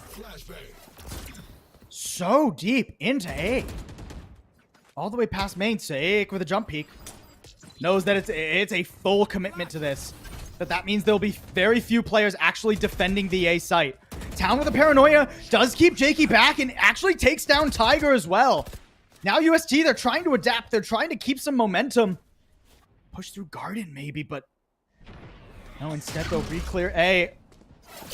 Town's considering it though. Him and Teague are just on a level right now. A beautiful flash gets them out of dodge and out of danger. They know that Jakey's tucked in. He manages to get one and wrap his way around to heaven. Shy on borrowed time here, but Jakey has to turn around and fight Momiji. And finally, Blinn have put a stop to the shenanigans and have a 3v1 versus Sake. Yeah, Spike's also down in tree, which is making this infinitely harder for Sake. And even the players before Sake just trying to retake that position from the likes of Moiji, a player who will not give you a position if he doesn't want it. Perfect swing from Blinn. So difficult to play into for UST. Beautifully played by Blinn. You highlighted, I mean, Town Teague are really just a dynamic duo right now, and all I want to see is more of it. Momiji, a one-man army, doesn't even need the duo to put in the work that he's doing. How do you stop a team with this much momentum? This is the round. If USC cannot beat out Blinn College, the lead that they fought for, the rounds that they grinded for in the first half will have all been for naught. They would then head on to Blinn College's map pick of Fracture and have to beat them on their own map pick. And Fracture, I mean, historically, it's still a decent map for UST. It's not the end of the world. They took it against OC Esports, but you'd have to hope for more. Jakey's had such an incredible game, too. The dude is 28-17. You know why he's pulled out the Phoenix. It's because he can take over a round or a map. But there's no more time left. Teague, Momiji giving him a run for his money. What is UST's plan on their defense here? How do they put a stop to Blinn? A monstrous team in a match of proportions that we haven't seen in collegiate Valorant In a for while. years. The injection of tier 2 players has raised the level so high, but it's also raised the stakes for a lot of these players. A lot of them came in expecting to qualify for things, so win tournaments only to be met with just as much pressure as before. Jake with the first opportunity to open things up, and he takes down Town. So beautiful. The camera there waiting for anyone to show. A trap play. Beautifully executed by UST. They don't rotate off, though. Not much more assistance for the B site where Blinn have set their eyes. A single trapwire on the switch. Something spammable. Surely. But no, it's even destroyed. No issue whatsoever. Tiger's still good for one. He's done work from Boathouse before. But Momiji will put a stop to it. The clear, no! They've got the bow out! Oh my word's sake! Dispatching the two members, and now it's all on Momiji. 1v3. Can he shut the game out here? He's got the lockdown, but so much pressure already. And UST aren't done with the scent just yet. Tie things back up. The retake looked very poor, too. But most of the time when we've seen them come and retake this B site, we've seen them do it with rotates that were really quick, and they had players all already set up and spawned to kind of spam away at players as they were trying to get on the site before the spike went down. And that's what led to a lot of UST's success before. This time, it's just Tiger buying around effectively alongside Sake in that corner. That made it so much more difficult. And I suppose it's only payback for what happened to them over on the B site of Split. But boy, did that hurt a lot more. The sucker punch that is that corner. You can tell leads the to a 13-13 for both these teams. The stakes you were talking about. In a normal round, Blinn clears that corner 100% of the time. But when the pressure's on, you have to be perfect. That's what Blinn wants. Perfection is what this team has set out for. It's why they picked up players like Teague and Shy. Excellent additions, you can already tell. They spotted out Jakey here with the 0 point. Which, when you spot out Jakey, you spot out the push, right? Like, they're not going to push without Jakey. So the players have already rotated. You see the Sova's all but ready. Make a push into A Heaven here. 3 players on the site as well. Blinn College are ready and prepped for this off the back of that 0 point.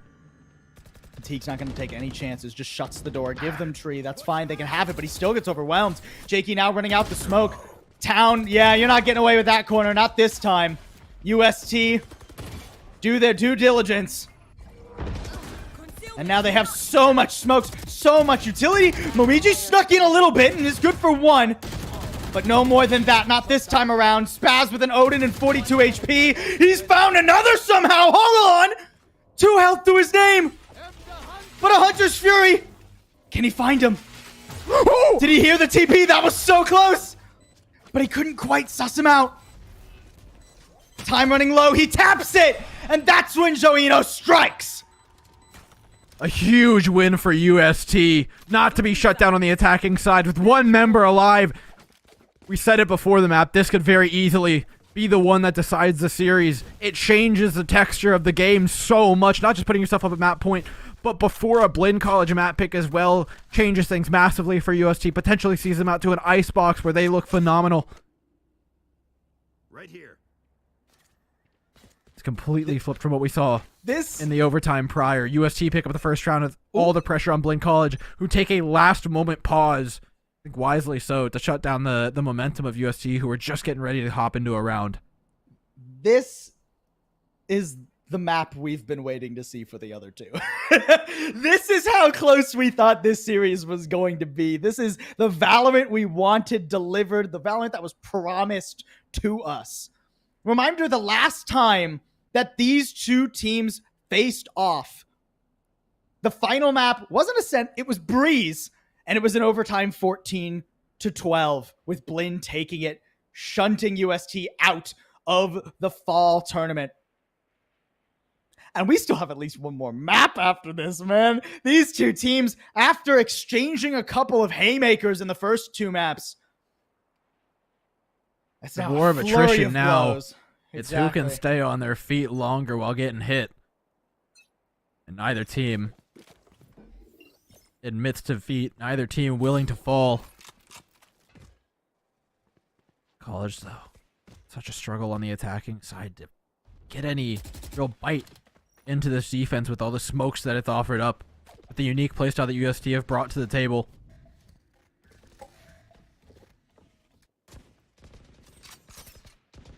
Momiji clearing through, gets the camera in B main. Plenty of time in the round two. UST set up for this mid play. They're expecting Blinn to push through here, but if Teague hits this flash properly, both Jakey and Nate. Uh-oh, here it comes. Okay, the flash lands, but Shy gets a little bit nervous. Too shy to swing, if you'll forgive the pun. And it's returned. Teague waiting for it, though. An attempted trap, but now he's stuck in a corner. The hot hands forces him out. And over to the other side of things, but with 12 HP, he'll limp away. No heals in this team competition. Jakey just scathed. Blinn College buying all the time they can, but you've only got 35 seconds at most left in this game. Left in this map. 30 seconds left. A playthrough tree here. Is this more attempted bait? The spike's on the other side of the map. And will UST fall for it this time? Tiger hanging around. Will see the deep smoke on B. But is it even enough? His teammates falling left and right, but look how little time there is. 10 seconds remaining and only barely will Blinn get to the site in time to plant. 3v3 post plant. What are the positions looking like here for Blinn College? They all leave to Boathouse. Momiji takes time to set up one bot. Buys time. They've been critical. It's claustrophobic, but it's enough. Oh my to god. keep Blinn in this map. They didn't have much control, but they had each other. They had some crossfires, and they will extend our stay on Ascent. I think Momiji just taking the extra 10th of a second to pop down that alarm bot actually was so much. The rest of the team just panics, run to the back of the site. Like, there is so much pressure on you in that moment, and it just shows the clutch of this player. He is 28 and 17, takes the time to give his team the information they need to properly take that 2-on-2, and he was there to back them up if they needed more. 14-14. Who's gonna strike first here? My heart is racing. And I'm not even playing the game. UST looking a little bit more traditional this time around. A pretty heavy B lean. But they're all just lying in wait. They know that Spaz hangs out over here. They know he'll use things like the Owl Drone to clear. Jakey takes the contact on it. Reveals that there's a second player there. The camera destroyed. And Blinn get more info out of this than UST are used to giving them. Even B main control. Look how deep Shy's set up. I think unless they're gonna flash, Jakey really needs to be not. Like, the info from finding Jakey is so valuable. Exactly. Like, the second you find it, and they found him again. Oh, Oh my god, dude. These knives from Teague have been nuts. And there's no map control. There's no info for UST. Nothing. They put everything into that attempted bait over toward B main. Now they'll just put a trap wire out and hope that Shy doesn't push them. pretty desperate vie for mid control here. And Jakey down to 56 HP. Not going to be able to be that tip of the spear we 30 seconds expect left. from him. Oh my god, they're going all the way into defender spawn. Hold on. Wait a minute, they're wrapping around to A. Nate even finds Town. Who knows where he thought the attack was coming from. Momiji around. Not We'll tied get up one. by any means. Momiji, back off. That's all you have to do. You can play retake. They have the util to do so. This is extremely hard for UST to hold. They've lost a lot of what was going to give them opportunities in the Astra. What kind of timing? Can he find the Joinho? Catches out Shy, the mid lurk gone. Everything's coming from heaven now. And by God, they're going to have to send up a prayer if they want to win this round. Jakey takes it away from them. A quick 3K, a push up through the glass, and a creative round from UST when it looked like all was lost positionally from the start of the round. The tiniest hole in the defense. One that you would never even consider. The entry into defender spawn. Blaine, they're such an intelligent team. They're such a cerebral team. But how could you ever expect something that insane? This composition is insane. UST's, the decision making is out of this world. But can they wrap it up here? They failed to stop Blin's attacks thus far.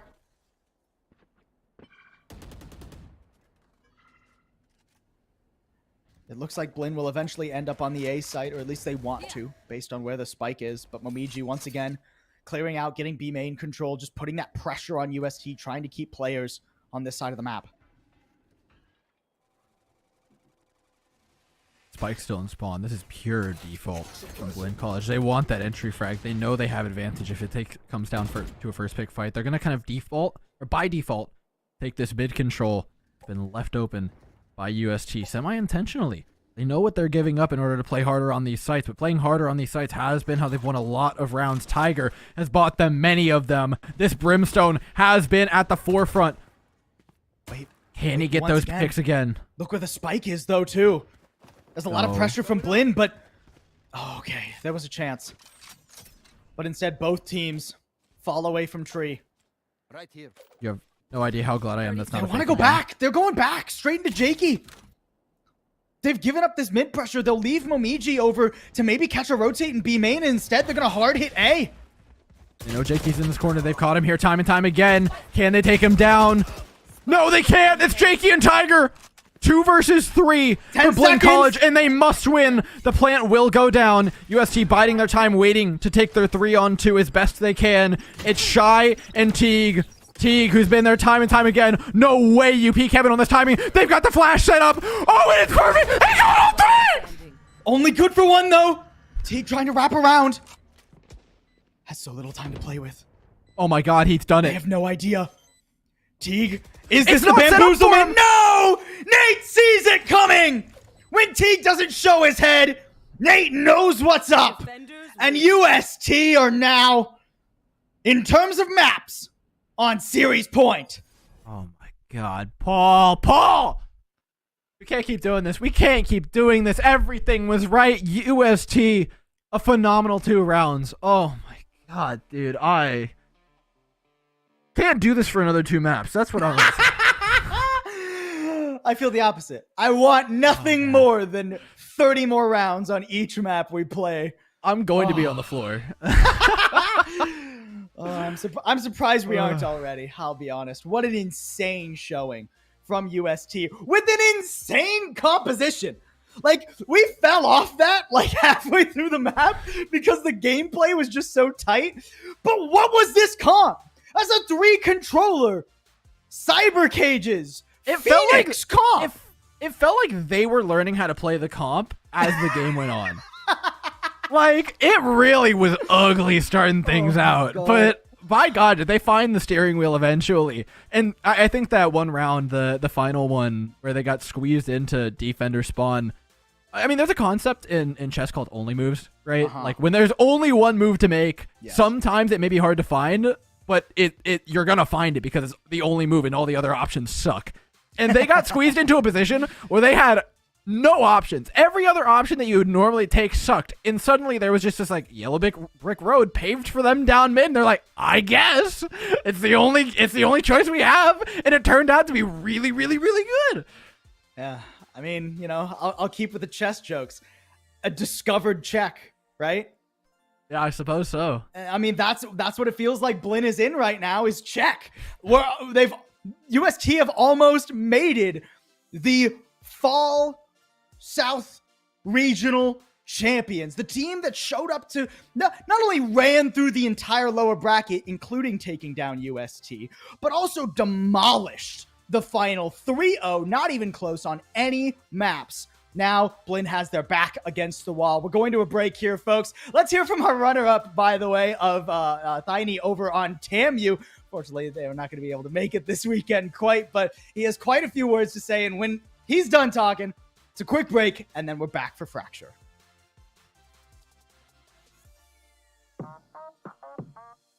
He knows he's above him, but he simply doesn't have time. Town falls. Another round win for TAMU. So I started last year on the lower team. Honestly, I was pretty bad. At first, I looked at the main roster and I was like, okay, who's leaving? Am I good enough to get on? I started talking to them, maybe like playing a little bit of ranked with them to see how good they are, see if we meshed well together, and so I tried out for the team. And Collegiate Valorant, like the warm-up was happening. We played it and we won the whole thing, which, it's not a really big tournament because a lot of teams didn't have people on there. Like, cause collegiate teams are slowly getting like the tier 2, some of the tier 2 players, like tier 3, tier 2 players. So I feel like competition is ramping up in collegiate.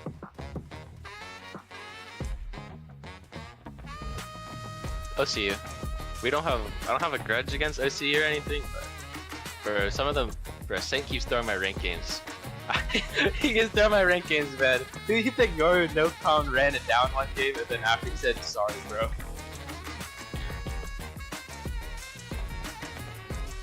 After we lost, I was like in bed. I was like, I got to make strats. I was laying in my bed. I was like, I got an exam tomorrow, but right now I just want to make a Valor stat. Or I was thinking about the rounds we lost. There's so many rounds. Those rounds like that just haunt me, and they really want. I mean, they put like fire in my butt. And I wanna win. When I came in, I started IGLing, so we have a little bit more structure now. Most of us are just college players playing for fun. Like, all right, guys, it's time to rush B. But we're trying to slowly implement, like, all right, I'll leave you there. Now we're gonna go take over here. I think that's probably the recipe for our success. I was playing a ranked game. Somebody might have been talking some trash to me. They said at the end of the game, they said good luck in CVAL right after we lost. I'm not even sure if he plays collegiate, man.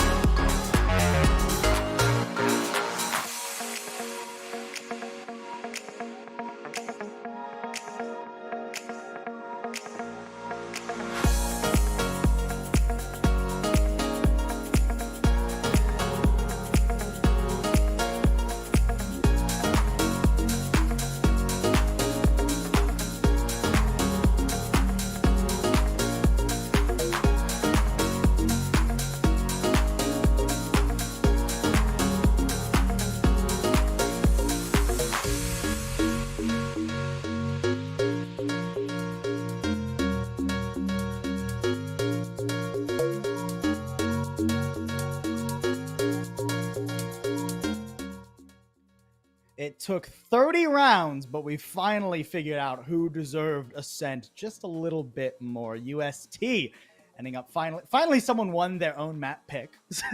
Well, it took us 3 maps to get there. And with that, UST now sit on match point. One more map between Fracture and I.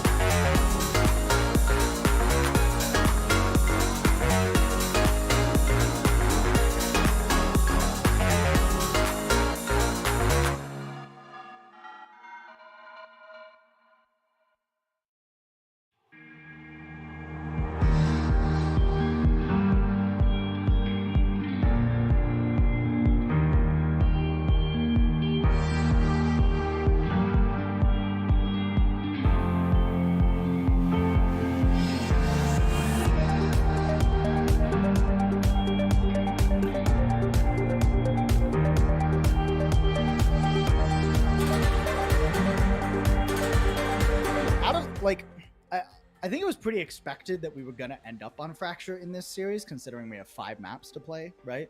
So this is one of the maps that I looked at a lot for head-to-head between these 2 different teams. And, you know, other than the fact that that UST just ran the most wild composition on Ascent I've ever seen, this was supposed to be the map where they have the biggest variance in what comps they usually play, right?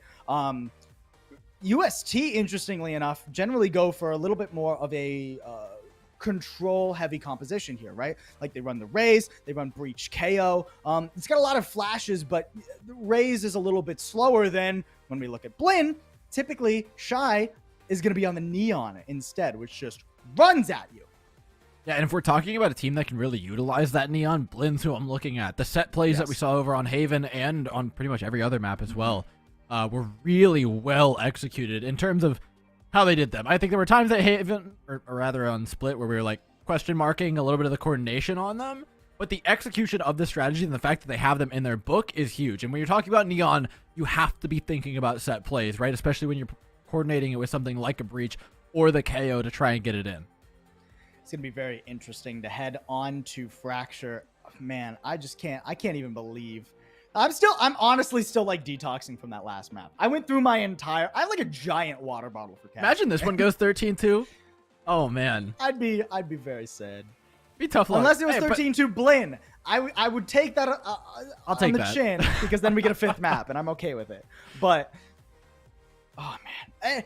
And that's something we actually have to consider too, right? There's something to be said about showing up to a map and getting completely trounced and being like, okay, we just played bad. It's fine. We'll tie it up for map number 2, which is what UST did. But there's something also to be said about playing so hard and fighting for every single bit of your, every single millimeter, not even an inch, and then losing a 30-round map the way Blinn just did. You have to have a sturdy mental in order to pull back, in order at to least keep the 13-2's over quick, right? Yeah. But I mean, it's very different, right? Because on one hand, you've got a team in UST that can die and then be revived from the dead, and then you've got a team like Blinn that refuses to die. Period. They will fight you for every round on every bit of economy that they have, and they're gonna come at you with some really deadly stuff. I mean, I think over the course of that game alone, the amount of half ecos, half buys, full ecos that we saw them win, it's deadly, man. They can do a lot of damage, and at the wrong time, given the wrong util, you will get caught out. And I think that's something that UST can't take for granted. I don't think they're taking anything for granted after a 30-round game. Yeah. But certainly not now, and certainly not against Blinn. And I mean, Blinn are the only team that even has thrifty wins in this series, right? They have 3 across 3 maps, which, I mean, they weren't going to get any thrifty wins on plus Haven. 4 half buy wins. So yeah, I again, it just really says on any eco, they're capable of it. And also, it's not like they even had a chance to have an eco on Haven. So, seems like No more shenanigans for UST. At least not heading into Fracture. This is the composition that they generally play, all of the roles that they are extremely comfortable with as well. I mean, we saw how good Xiaoino's raise was back on Split. It was excellent. So I'm excited to see how this maps out. These two compositions just operate very differently, and I think they're both starting on the sides of the map where I have a little bit more confidence in them as well. Yeah, this is going to sound really weird, but I'd actually, as much of this is going to come down to how we're flashing in our entry fraggers, how we're playing our duelists, the whole Raze versus Neon thing, I'm looking a lot at the Sentinels.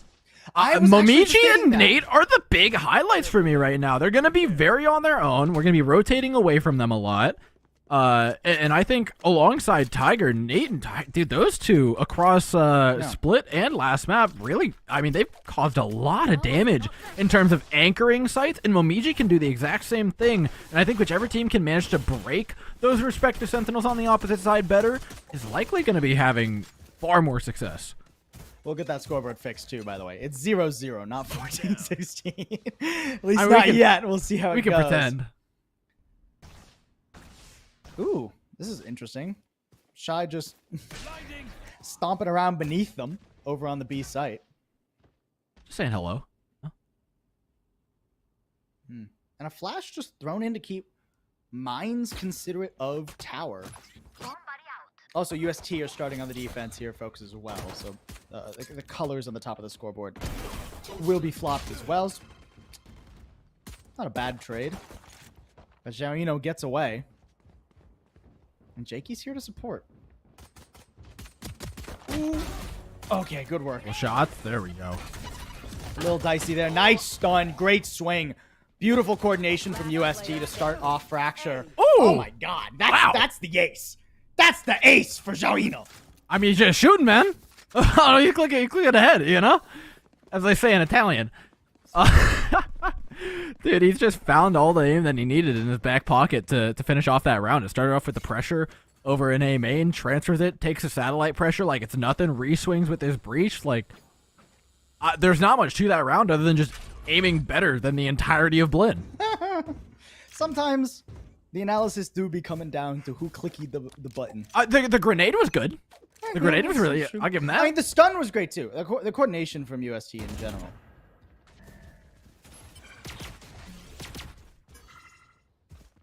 Don't really expect much. Something I want to keep an eye on for both of our teams, on their attacking side specifically, is how effectively they're able to farm up those alt orbs, right? Oh man, they're walking right into this. Nate, good for a second one, and a lot of damage dealt to Spaz as well. He'll get cleaned up by Jakey. I don't really give good odds, even with the one kill and potentially a Spectre picked up here for Blinn. It's still a very hard post play to hold on to. One enemy remaining. Yeah, no. That'll be it. No spike playing either. Nice pace from UST set at the end of that round. They'll even deny that extra little bit of credits. That's what they were looking for. Blinn College shut off early, which is exactly what you need. The second this team gets in the economy, they become a lot scarier. What's the setup now, though? Same exact thing. And honestly, a lot of times, as much as you can advocate for changing your setups, I think this one's kind of bulletproof in terms of like just ideas that could consistently be used against it. And that's not necessarily due to how they've got things set up, it's who they've got set up. Nate and Tiger, how do you get past these two, man? Certainly tricky. Between all the without them taking at least 3 to 4 of your players, you mollies, know? Yeah, exactly. Especially with a comp that's as fast as Blinn's wants to be when they actually go for the execute, right? You have your Neon, but you can't just run headlong into a trapwire or mollies. You need people to clear out positions for you as well. I mean, otherwise you're on the other side of the map where you're kind of banking your duelist versus theirs. They do just run through the trapwire, actually. They really tried to prove you wrong. Yeah, I mean... Turns out, on occasion, I can know what I'm talking about. I know that's a wild concept. Right there. Especially for you, Dork. For you to believe about me, not for you to... I wasn't roasting you, although I could roast you. The point is, Blinn, despite that, are doing actually pretty well here. That's a solid flash, though! Oh, my word! What work from Sake! to dismantle Blin's post plant. And Tiger's still alive, man. Tiger, you can't kill them both without severe cost. Did he even get hit? I think he got tapped down. Yeah. A little bit. Like, he took a fight, but that's the interesting thing. It's like, you have functionally two halves of this composition. One, the, like, impenetrable Mawa of, like, just Nate and Tiger on one side. And then on the other side, you have two people set to full just hard pocket a player who's been playing particularly well. A very solid first 3 rounds here from UST. That'll force Blin onto a low economic situation. Don't laugh at me, Dor. I'm not. I'm laughing at Shy right now because you did. Joinho shows up again, pocketed by his teammates, and neither side of the map's looking good for a ball. Wait, what happened? I was taking a drink of water. Where'd the 4th round go? I was promised a 4th round. It's gone. UST took it. They yanked it out of Blinn College's hands as you would candy a baby. Oh, shucks. And a showstopper here, too. Things are not necessarily looking up for Blinn. Showstopper got bumped up to 8 orbs not long ago, and Joino's already got it rolling in the 2nd round before anything else is online. I think the most positive thing about that 4th round is that they're one closer to the half being over. Okay. It was still a lot of time for recovery here. Let's not write off Blinn, our fall champions, too quickly here. No, I mean, just specifically that round. The half's not doomed. But it ain't looking good. That's for sure. The showstopper wants to beat things out. They know it's up, though. So if I was them, I'd be avoiding it. But you honestly going into it's not always a bad call. If you can find the right timing, especially with the null command available for Teague, that having been farmed up to. Well, I think one of the big differences, they've struggled to actually land any util onto Joinho. Whereas, like, Joinho has been pocketed by 2 people who have not missed a piece of util the entire time. They finally hit him with a flash, and he's gone. Lickety split. There we go. Finally some util connects onto him, and they should be able to make their way onto the site. This is a position where UST, in theory, shouldn't be comfy at all. A really nice plant spot, too, from Blinn. Spike planted. The fact that they're able to dispatch Nate and Joinho like that gives them an opportunity to play a very safe post plant here. Although, that being said, Teague, that's a cheeky little reposition. I think he got spotted, though. The second flash, still good. And Tiger is easily disposed of. Sega's had some pretty nice flashes thus far, but he fails to flush Teague out of that position. Jakey will have to do it manually. Amali at the ready right after the tap, and a little jump peek from Town to buy time. He knows no one's on it. And Spaz has worked his way all the way around. Wow. God, the discipline, the time manipulation from Blinn is excellent. That being said, half stuck. Okay. Jakey won't have time even if he managed to win that fight. Oh, you would have loved Blinn do to get hold on the your board, money, but though. it costs them all their guns. Yeah, that was expensive, and there's only one team here that's got that kind of Scrooge McDuck money, and it's not Blinn College, I'll tell you that much. What can they actually buy this round? They've got ultimates coming up, too, which makes it even more awkward, because, like, okay, we finally got ultimates, but we don't actually have guns. I think they'll narrowly piece together some rifles here. Light armor, no armor for a couple of players. Okay. I think investing into the round where you have ultimates is... yeah, you definitely should be going here. You have to apply pressure. Like, this is your only opportunity to really break USG's economy.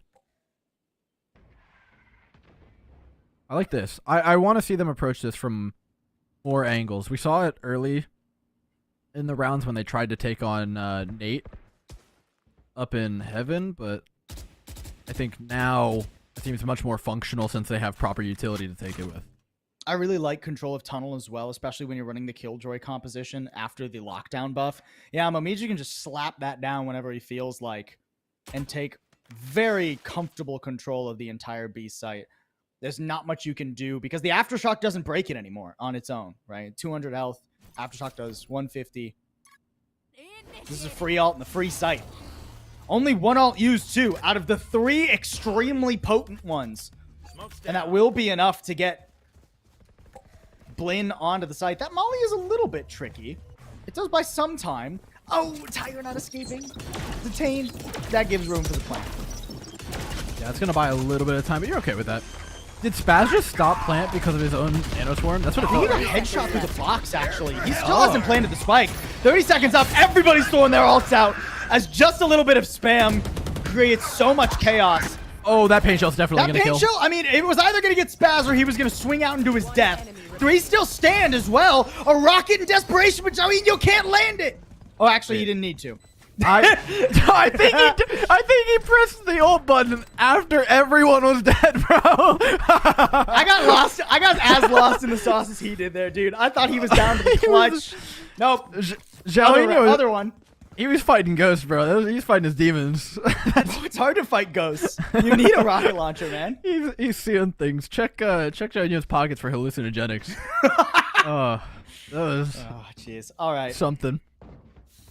Blame they scrounged one round. And then when the dust settles, there is exactly one ultimate left.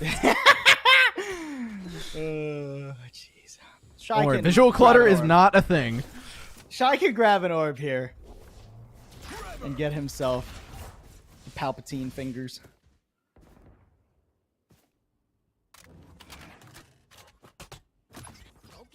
Actually, wait, does Momiji have the angle?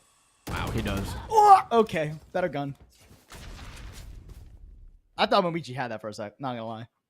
I think if he held it, he would have been all right. Oh, what a flick. Spike down. Nice little spray transfer there. Oh, from Nate. Town? Some decent shots from Town, too, but he is all alone. I don't It's think that all- gun's in a position he can grab. Yeah, it's all like Twitter post clip right now. Not evolved into game-winning round. Just okay. the short clips in your montage you post after Yeah, the match. where you crop out the score.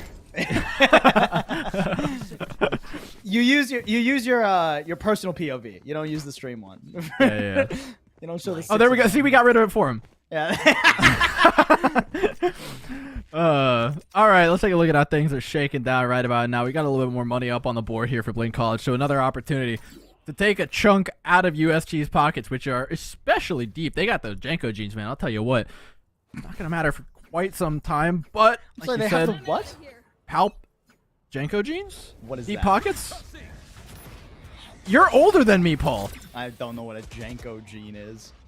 It sounds like something. This is from a Borderlands. problem for later. This is definitely a problem for later. Ooh, Joinho with TP another opener. dead. That Problem one for was now. raw. Oh my god! Ow! Spike down. We were coping. We were like, oh yeah, he's getting pocketed by Jake and Seiki, who are throwing all these flashes in. Not a single flash was thrown. Nah, dude. Joinho just like Giga Chad peaks 3 times in a row. No ace for him this time around. Town does whisk away the spike in the midst of the. Never mind. Spike down A. Yeah, I mean, good luck, Momiji. One's cool. 2 doesn't happen. And for 2 Momiji, it would've been happens cute. sometimes. Yeah. Blinn,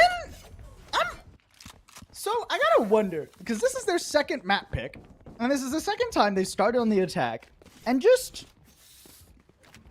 not really had much for us on the attacking side.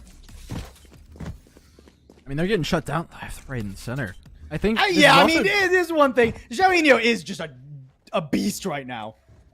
So are, I mean, Tiger and Nate, who are Yeah, invincible, that's true. seemingly. Like, they're just not killable characters in the game. Their health bars are infinite. I don't know. I didn't think Tank was a role in Valorant, but apparently it's pretty high up there in terms of viability, at least for these two. And I think that's one of the struggles that Blink College is having, is like, the texture of each of these sites is very different. And so when you're going from A to B to A to B, it seems like they're almost struggling to switch mindsets and change how they want to approach each site.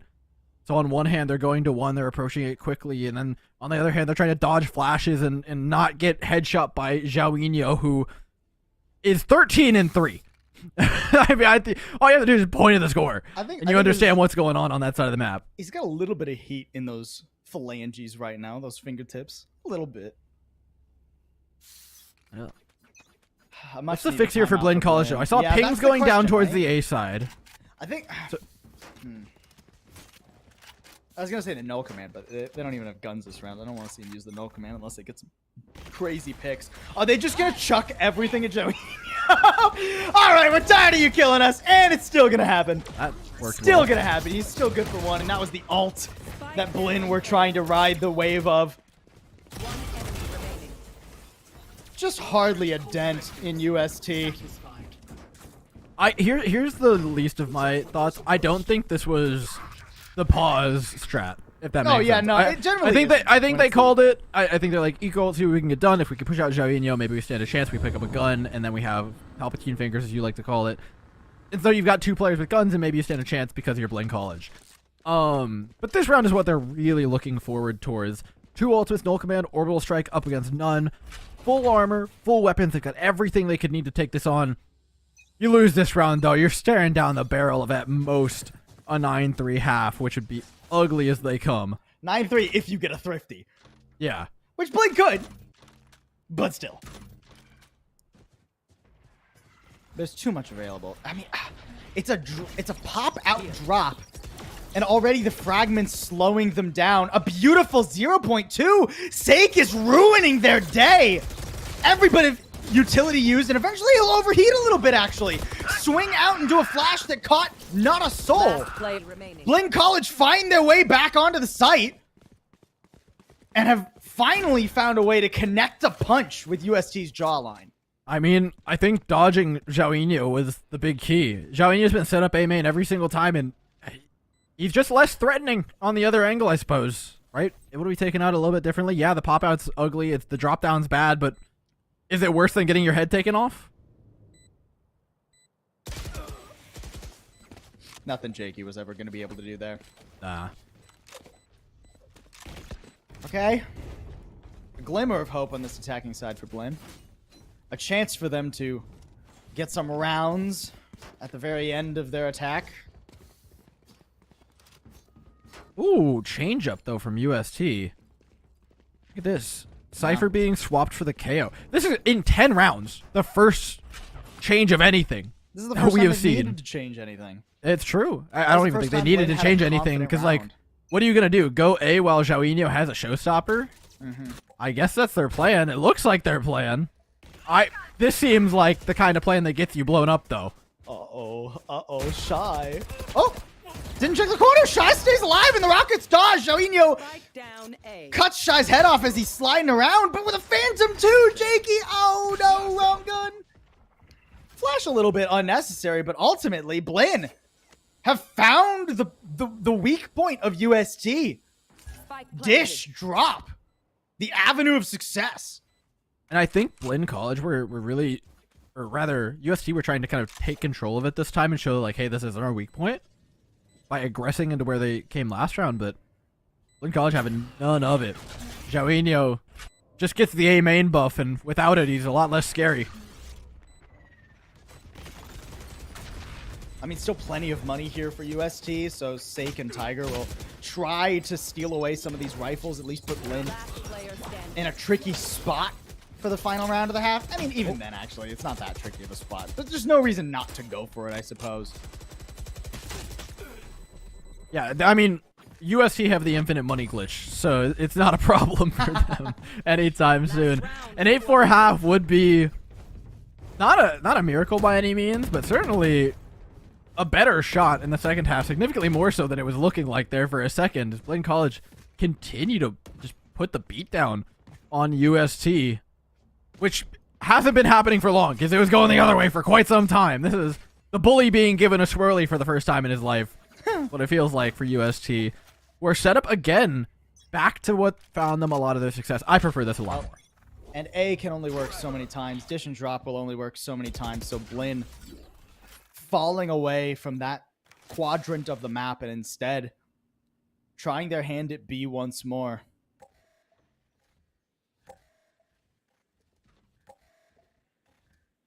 Slow information You gain. should run. 4 players stacked toward A as well for UST, but it's not a quick pop. It's a very obvious telegraph of the position toward B. The orbital strike gets rid of the lockdown, and it's not simple for Blaine College. They knew the orbital strike was going to be used. Now they'll pop their own ults, a rolling thunder as well as the null command to get rid of anyone on site, but no one's home. It's a full Three retake people, instead. 3 on the flank right now. Oh my, we are training. Oh boy, conga line across this. It puts them all on one side. This retake better be good because you got a lot of players coming from one angle. Nice little stun. Teague Oh my and god, they both Shy. managed to hide. Oh my they god, hide! they both! Nate tucked in the corner completely, but it's only good for one, and that's the KO that can be picked right back up. Momiji on a late lurk will put him back on the floor and keep Flynn's head on a swivel. There's nobody anywhere near the defuse, though. Town lobbing in his molly, and it didn't land! It got body blocks to the orbital strike, the only thing to keep it there. Half stuck, though, and Nate will get rid of him. Spaz is still up, try and stick it, and there's just not enough time. Spaz is here. And Blinn somehow run 3 rounds and get themselves up to a decent attack. That was an absurd round, dude. It felt like for a second the plan started and stopped at we're going to lockdown, and then the orbital strike came in, and it looked like they just sat there like, and then there was definitely more to the plan after that. It's like, okay, the Rolling Thunder, good. Sight take, solid. Momiji's counter flank was huge.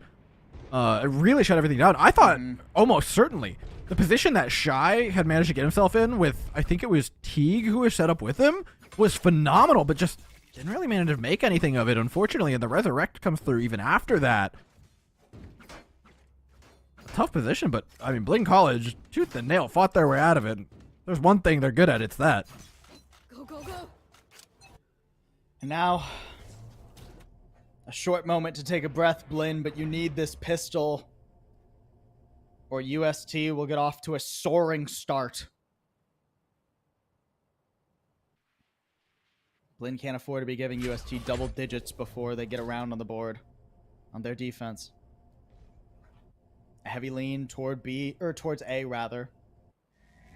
And this stun from Jakey's not going to hit much of anything. A quick swing. Shy trying to stick around for more. Manages to turn the flash and take down one on his way. A second for him. Overheats a little bit though, sliding straight into the face of Nate and Jakey, who will now move to the site and get this spike planted.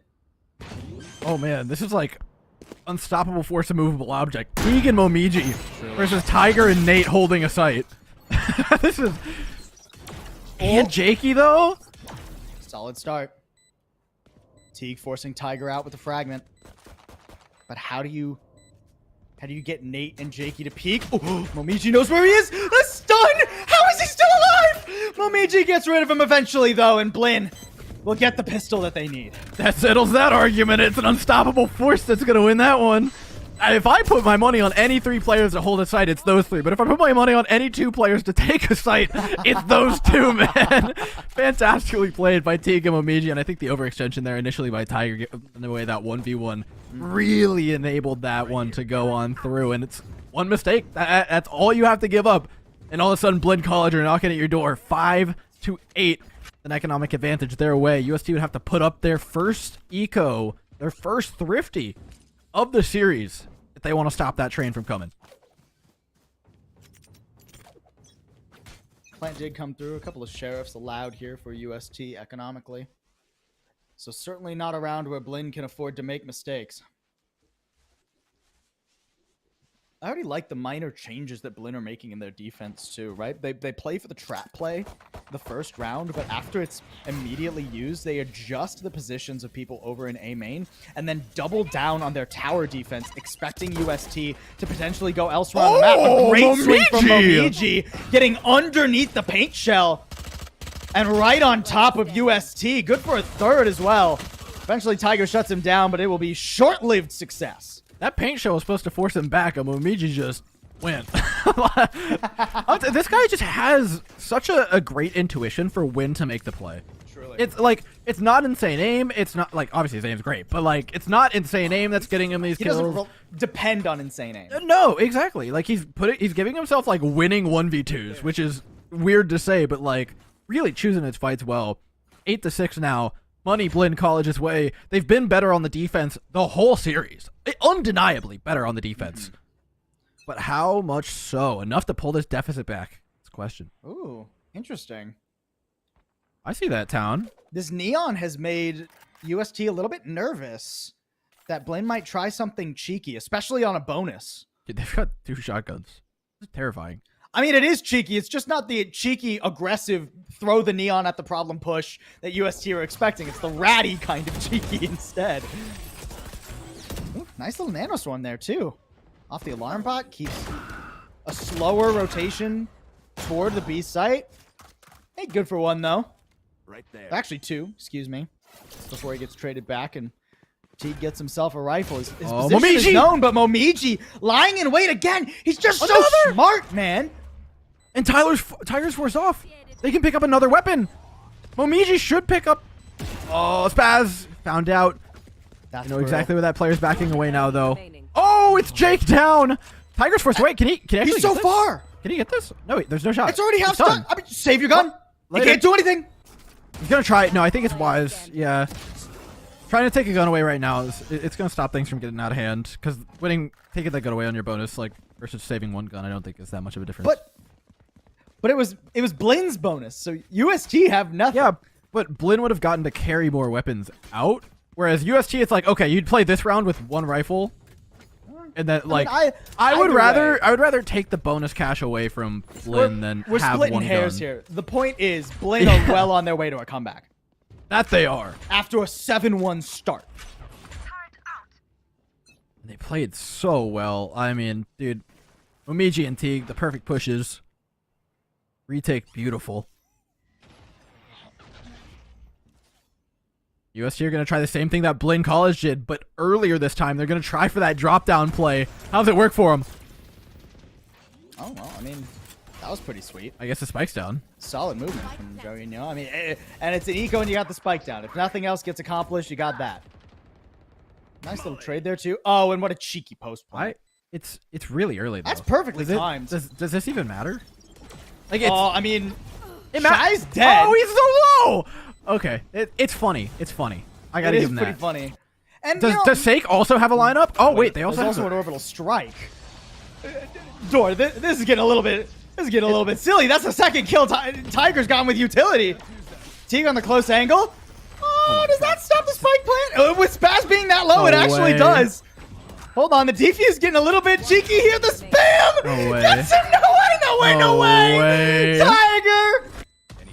He hardly saw the sight in that round, but it'll still take 4 and keep UST in the lead. That went from funny to annoying to infuriating. What a tilter of a round for Blinn College. Oh, how do you ever get back up? How do you pick your mouse up? Right there. How do you lay your hand on a keyboard after losing a round like that? 3 players killed defusing the spike in a myriad of ways. Some of which were relatively avoidable too. That was textbook tunnel vision from Blinn. Oh my. Far from over though. Blinn have a couple guns for this round. Oh, well, there goes one of them. Actually, yeah, there goes one of them. Teague will get away. No armor to his name. UST. They only use the orbital strike to get that thrifty too. It's insane. They still have such good ults waiting for them, and here goes one. Shy, I mean, still pretty quick despite the concussion, so will manage to flee for now. But Spaz trying to go for a timing. Won't have much luck. Oh, being able to see through those smokes as well. So critical. Shy comes in. Tiger from the other angle. It's just Momiji.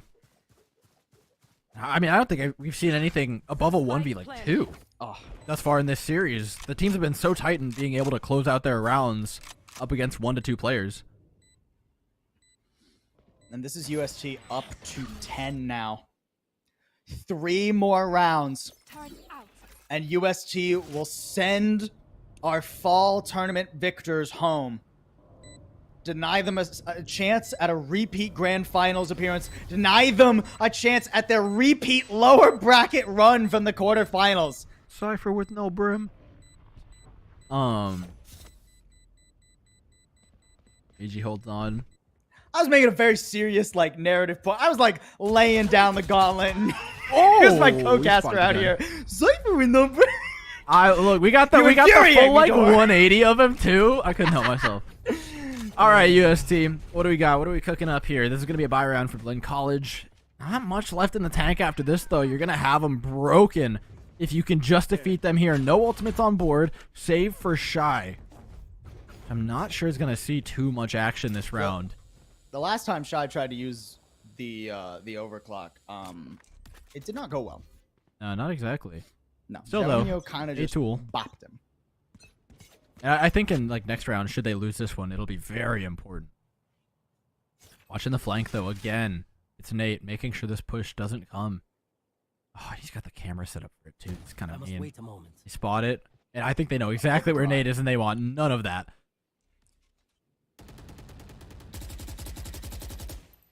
Momiji tickling Joinho a bit. But not much more than that. At least will force UST back for the moment. Interesting that they're looking for someone who potentially pushed out of tower and down through tunnel. The Aftershock invested to get rid of the turret. And that actually makes Blinn worried that a push from Arcade is coming sooner rather than later. Meanwhile, it's Joinho who's flying in, chasing downtown. The rocket not quite landing, though. Town gets to safety, but only for a second. Eventually, Nate will pick him up. Jakey, ooh, full flashed. In a little bit of trouble. Blinn a swarm on the site right now. But they have control of the spike for a moment, but not for long. We were playing tug of war with the site for some time there. I thought Town had actually bought a lot of time by having gotten that far away from the showstopper and kind of disallowing a little bit of space being taken, but nevertheless, well played. Both sides, well played. Yeah. Blinn College with a great retake, but UST even greater on their retake. Now, Economy, I mean Blinn College is got put. They have to play through the overdrive, right? Surely you don't play for overtime after 5 rounds. Surely Blinn will try to get something done this round. And look, yeah, already Shy and Teague setting up for an aggressive push. Overdrive not popped quite yet. Shy actually instead setting up with a shorty. But with so much pressure flooding out of B, UST make the clever decision. Hey guys, I think A might be a little easier. Nanoswarms bide some time, but with Momiji getting caught, it's surely a plant for UST. Momiji brought down by process of elimination. Jakey, I'm not sure you want to peek at all these people. Oh, he does! He does! He wants the fights and he wants to kill them all! Yeah, I'm sorry. A 3K spray down, a massacre at the hands of UST's breach. Imagine thinking Jakey doesn't win those. Could not possibly be me. Absolute silliness. All right, you're right. Right. UST a match point though. He did drop like 35 on Ascent here, did. so even over on a Breach instead of a Phoenix, I still have confidence in him. And at this point, I'm feeling good about UST. Blinn, this is, I mean, the last chance for 5 chances if they get them. At least some decent ultimates, then I'll command the Orbital Strike, but again, they're just barking up the wrong tree. A little bit of a dish push to try and suss out the enemy, but instead, UST is full force. Oh, and the Orbital Strike's so good. And the Orbital Strike completely stops any contest Blinn could have gone for. It's all on the retake. Blinn College likely to wait for all 5 players to be here before they try and pull anything out of their hat. They know this is the last chance. They know that the champions could go down. 2 remain. Teague and Momiji. You called them an unstoppable force before, but Teague is stopped in his tracks. And Blinn falls out of the lower bracket, courtesy of some revenge for last season by UST. UST on to the grand finals for their rematch against OC Esports. What an incredible series we got, Paul. I mean, it does not get better than that. Over the course, wild. We saw stomp one way, stomp the other, and then 2 insane matches. I mean, ridiculous. 30 rounds on the previous. Heading into that, it looked back and forth. Joinho, though, my God, what a start he got off to. I think that really just set the tone for the map. That lead was enough, I think, to send them on through the rest of it. That can be brutal too, right? You just play 30 rounds, you try so hard on Ascent for it to slip through your fingers, and then for the first 7 rounds of Fracture, Joinho's just beating you into the dirt. Oh, what an insane series that we got. But also, you know, it wasn't just Joinho. You know, you talked about it more than a few times. That duo of Tiger and Nate over on the other side of the map. Sake with some beautiful flashes as well, enabling his team. And of course, the legend, the IGL himself, Jakey, on the breach. Every gear of UST was fully functional on Fracture. God, I don't need a replay of this round. This one makes me sad. This round makes me very sad. It's okay. Finish it out strong. USC, though, incredible stuff. And I think we got a good grand finals in store for us tomorrow, Paul. Let me tell you what. The last time these two teams met, OC and UST, 2-3. I mean, a 5-game heater all the way through, and I expect nothing but the same as we now have more meat and potatoes to get into. We take a look at the stats here between these two. First kills starkly in favor of UST this match. One thrifty that seemed to matter almost more than anything else in terms of turning around the game and stopping a comeback from Blinn College. Those first engagements too, on both Fracture and then a couple maps ago on Split, when UST get a solid first kill lead, Blinn seemingly, I mean, I don't want to say falls apart, that's a little bit dramatic, but they struggle to adjust to those successful early rounds that UST gets. Here's a take a look back at our series. You could not have told me after Haven, there is no way, no amount of money could have convinced me after Haven that the next 3 maps would all go to UST. Remember on Ascent when you said you could tell me who was going to win after the first 3? Yeah. Yeah? Okay. I just want to make sure we both remember right. that. Didn't happen the way I thought it would. But after the first 3, I mean, UST. Yeah, this series was filled with not just good plays, because, like, honestly, Haven, dude, Blinn looked better than I've ever seen Blinn play on Haven.